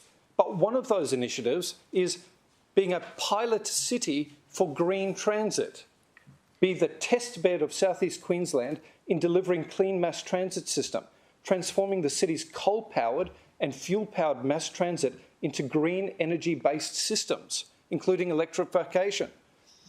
Can I just say, I've made those representations to the responsible minister, Minister Scanlon. She wasn't interested. She wasn't interested in pursuing it. And after the minister, Mick de Brenny, decided to sell clean energy to Westfield, I wrote back to her and I said, has the government changed its mind? Is it now willing to sell clean energy to TransLink? I haven't heard anything. But what the government has subsequently said is that they're going to have this green energy jobs bonanza so that sometime by the Olympic Games, 70% of all of our electricity is going to be renewable. And they've already said that the Olympic Games is going to be net positive in terms of its carbon impact. So I've done my dash with them. They've ignored me, but they've made the political commitment to deliver precisely what we're putting on the page as one of our 4 key initiatives for Healthy Gold Coast. And that's just one example, Mr Mayor, where I see more alignment with the state than I see with council and our aspirations for the community. I mean, 2.4, Healthy and Green Gold Coast, reads reforestation and rewilding. Okay, we all love trees. Read the Gold Coast Bulletin today. I'm a tree lover. But it says here, we want to expand on the current ecological initiatives, a Federation Walk Coastal Reserve at the Spit, fill the city with greener street trees, while fixing up our sensitive, what's that, a water-sensitive urban design. It's a stormwater drain. And restore the city's biodiversity and maintain a healthy ecosystem. I'm sorry, we just sat through our natural city strategy where we saw firsthand that we've got nearly 51% green cover. We're the most biodiverse city in Australia. We're already there, and we're going to plant street trees and revegetate stormwater drains. I mean, I totally get where city officers have come from. As Trish said, what they've done is they've gathered all of the things that we are already doing in order potentially to get state and federal support to help us along the way. I absolutely get the intent. But when we have 4 shots at greening our city and making it healthier, it needs to be about more than vegetated stormwater drains. Mr Mayor, Councillor Caldwell and I had a chat before because we looked at the images in this document that's supposed to sell the Gold Coast, the marketing document to sell the Gold Coast, the one that you would send to Andrew Levere, whatever his name is. Mr Mayor, these are stock photographs of a different country. They're not even of Gold Coasters. I said that. You know, it's embarrassing. This document, with all due respect, is like a pub lunch with a side salad. You want to go there for the steak and the chips, but you're only going to pick at the side salad. This document, to me, feels like a side salad. And can I just say this? I am bitterly disappointed that after years of banging my drum about the state-inflicted disaster that is Robina's planning rules, that finally after 6 years as councillor, I earned the support of this council to master plan Robina and put some thought into the Athletes Village. And just today, we resolved on an issue to do with the Olympic Games Village, talking about consultation. We put in this document exactly what we want to see there, which is social housing and some other things. The problem with this document, Mr Mayor, is it actually doesn't align with the community aspiration, the community sentiment, and I think our priorities as a council. It's done a good job of picking at threads from the IOC, the state and council. But I think if we want to harden our negotiating position, we need to be a little bit more thoughtful about what we're asking. And I would say bringing forward infrastructure around the Athletes' Village, around where these sports centres are going to be, is what we should be focusing on for perhaps only this reason. The Commonwealth Games were great, and thank you, Mr. Peters, for delivering those Commonwealth Games. Very few people remember the Games and its legacy apart from what was built and left behind, being our fantastic venues. This document doesn't give me any confidence that we're going to be building and leaving behind much. It does mention the Green Heart, it does mention the light rail, it does mention heavy rail. But we've already decided today that that's business as usual, and it's got nothing to do with the Olympic Games. That's why I'm nervous, that's why I can't support this, and I would love to have an opportunity to workshop this better before we issue a document that shows people in different countries pretending to advocate for the Gold Coast. Thank you. All right. Thank you. Speaking for the motion, Councillor Caldwell. I just thought maybe it's useful to try and put another action step in to the process somewhere. And look, it's very difficult at this. It's now 4:30 in the afternoon. We got this item 2 days ago or something, and it's really the sort of thing that's going to take some feedback and some reworking. So I would propose that between 2 and 3, we say, we note this as a draft, let's get together and recut it so we can actually make it a document that we can be proud of. So, sorry, I think just as a new 3, if you'll take it as an amendment, Mr Mayor. Let's have a look. Perhaps that, love a good workshop. I mean, we workshopped the living daylights out of the bridges today and that was good. So maybe a new, sorry, just like a new 2.5. 2.8. And I don't know how the officers want to do it, but I think we should just get together for another workshop because there are things that I recall from that workshop that were very important to me that aren't in there. Okay. What would I say is this? I would add this work that's already done is well in advance of any other council, right? That's just regardless of commentary. I would say that I would like to add that item 5, right, that well, I don't want anything in 2 at the moment.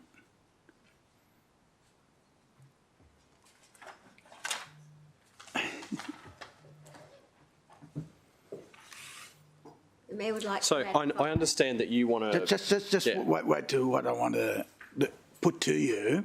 As a matter of fact, to the mover and the seconder, is that further to the work done of our attached draft, we will now proceed with the workshop to finesse further of the long-term of the legacy of our city. It's all my point is that I take Councillor Vorster's comment and literally it's like, okay, we've done it this far, but I still want to go to Liveris and go, we've started it, here's a draft, and we've got a workshop going, and it's going to be even better by the time we catch up and discuss when that legacy board is formulated. So I still feel that to be first cab off the rank on this gets the attention of going, wow, you've, before anyone else, you've done your first bit. It's the intent is what we're about, and we will, based on our Commonwealth Games success, you know that we will have the best legacy outcome because we did it. So So in that case, let me go. Who's the mover on that? So, Councillor Peter Young, then what's your thought on my proposed fifth to go regarding that now we're further with the workshop idea, or do you rather change everything? I supported it and I viewed it as an initiating document subject to further work, and so I'm happy for us to recognise that now in the body of the resolution. Yeah, okay. And seconder, Councillor Owen Jones? Yeah, but I'm just saying you're happy with 5? So, okay, all right. Okay, and is that a question? Okay. Okay, so thank you, Mr Mayor. So for me to support this, I would need to add an additional change, which I've got prepared with regard to the actual paper, because I cannot feel comfortable with the paper in its current form going, even as a draft.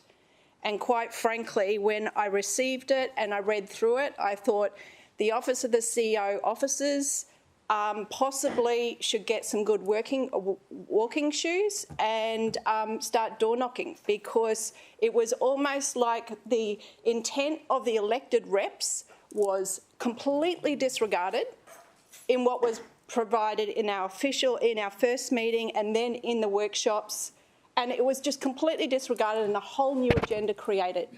So for me, this is the line in the sand, and I like it to be noted the CEO's not here. His honeymoon is over. This is a complete disregard for the elected reps and our intent. So I do have some change recommendations, which, if is considered, I'll take you as speaking against. But if we do this, then I can support the motion. If you'd like to consider them. It still allows... It won't be my consideration, it'll be Councillor Peter Young you've got to convince. Okay. Well, can I present it for it to be considered? Councillor Peter Young? That's up to you, Mr Mayor. I'm happy to hear any debate. Yeah, put it on there. Is this an amendment or is this a change? I don't know. I didn't like... I need to get things done. I think I'm going to miss shops. Yeah, I am. Yeah, you? Yeah. Okay, councillors, at the moment, this motion in front of you is afoot. I don't know what the amendment and all that's concerned. That's what we're talking on. But I'm taking half of that speech as speaking against at this time. Probably all of them. You're going to need that view. I know. Start with Asahi. Would you excuse me for a minute? Sure. Do we all want to have a 5-minute? Yeah, 5 minutes. Okay. So come back in at 16:44.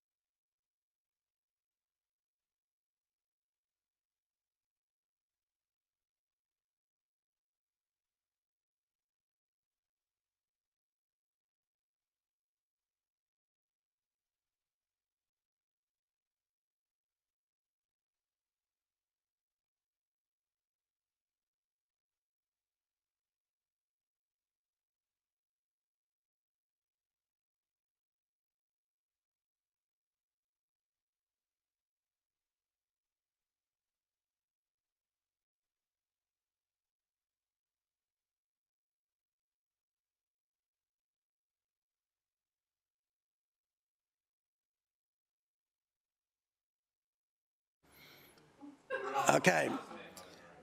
Rightio. Here's a proposed in red.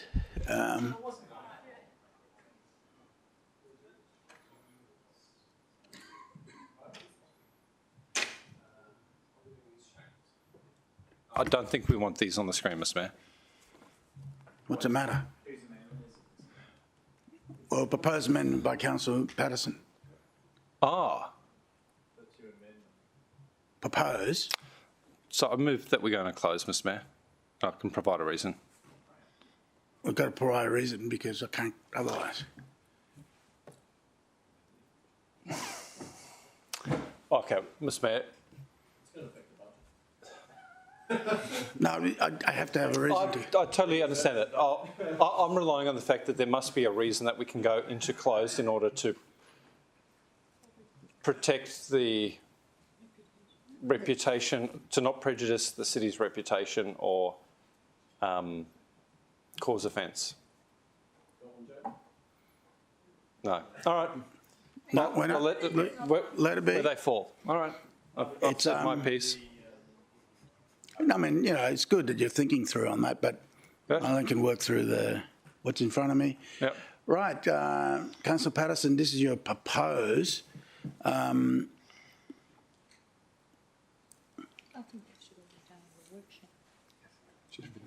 So, Councillor Peter Young.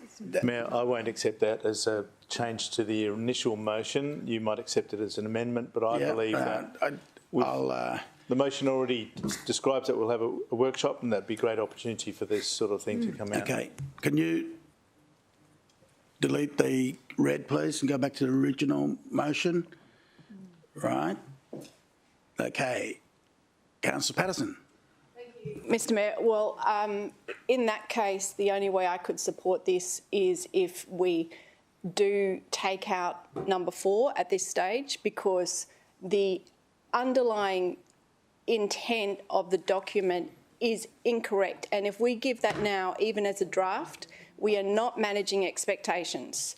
So, as you've said, there is no time frame other than it would be nice to give them now. There is absolutely no urgency in us providing it right now. I suggest we delete 4 and we go to the workshop and we work it through. Okay. I take that as speaking against the motion. Speaking for the motion. Anyone else?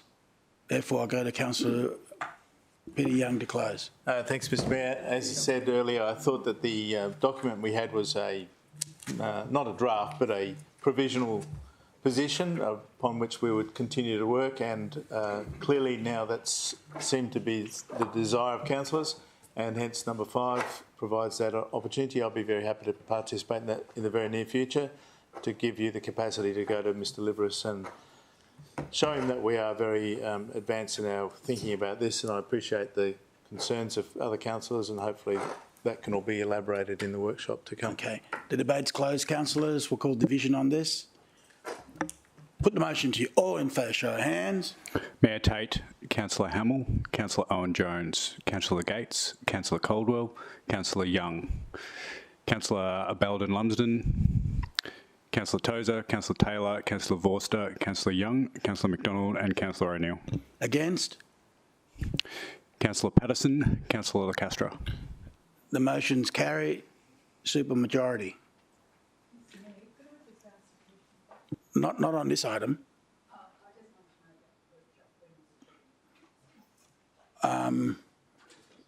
Take it on notice, because she's got time to think through. She'll get back to you. Okay, we'll take that on notice. All right, so we've done 16.2, am I right? No, 16.1 we've done. We're on to 16.2. Trish and Mark, thank you.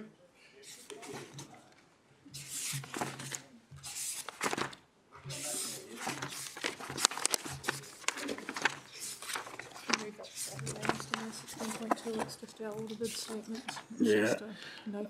Okay, councillors, I moved the recommendation on the screen. Do I have a seconder? Councillor Gates. Anyone want to speak against? Put the motion to you. All in favour, show of hands. Against? Carry unanimous.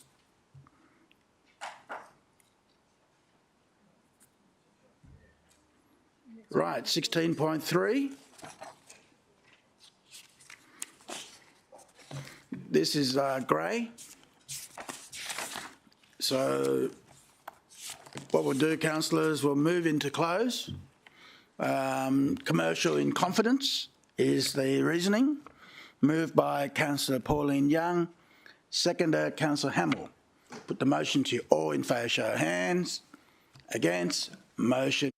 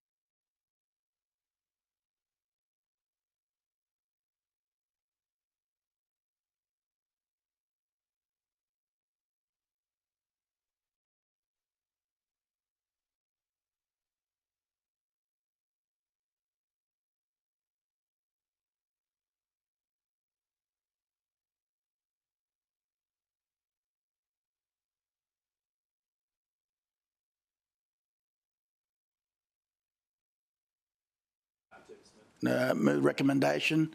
Seconder, Councillor Peter Young. Where are we in open? Welcome back, viewers. Right, so we've got mover, Councillor Hamill, seconder, Councillor Peter Young.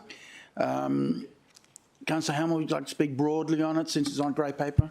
Very broadly, Mr Mayor, just to say that we have a very exciting opportunity for the city and our region that we're looking at, and I look forward to the process that we are hopefully going to vote on today in the affirmative, proceeding forward, and the opportunity sometime in the future to start to communicate more with the community about what that looks like and what a great thing it would be for the Gold Coast in the future.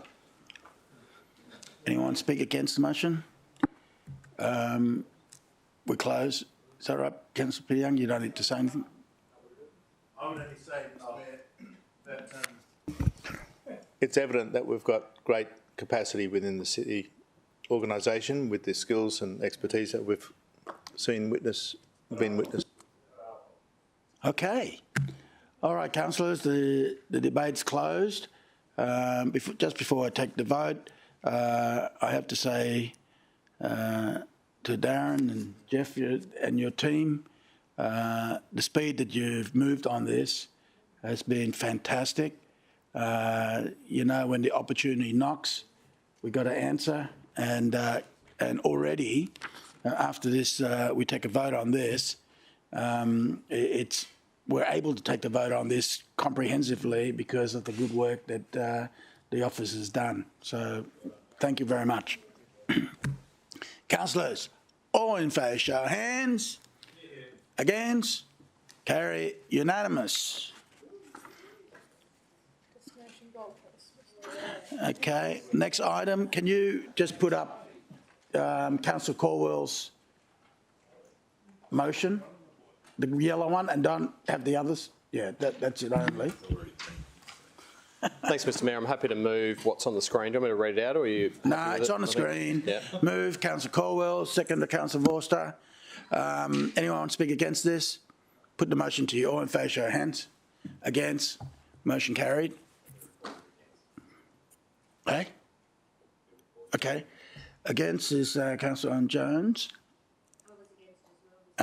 Councillor Gates. Okay. Presentation of Control Entity Financial Statement, 16.5. That's pretty much straightforward. That's the same as the council's ones in 16.2. It's just a process. Okay. On the screen, I'll move. Where is it?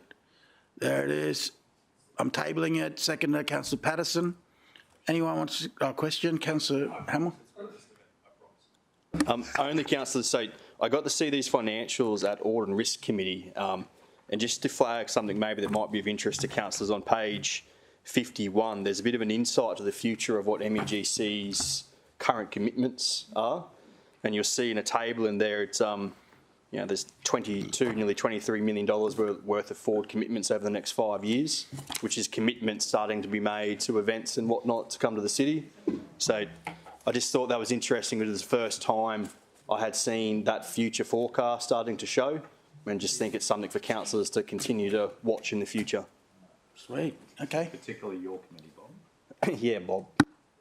Councillors, put motion to you. All in favour, show of hands. Against? Motion carried. That's it. Councillors, as there's no other business, is there? Anyone got any other business? No, I don't. Meeting closed 17:16.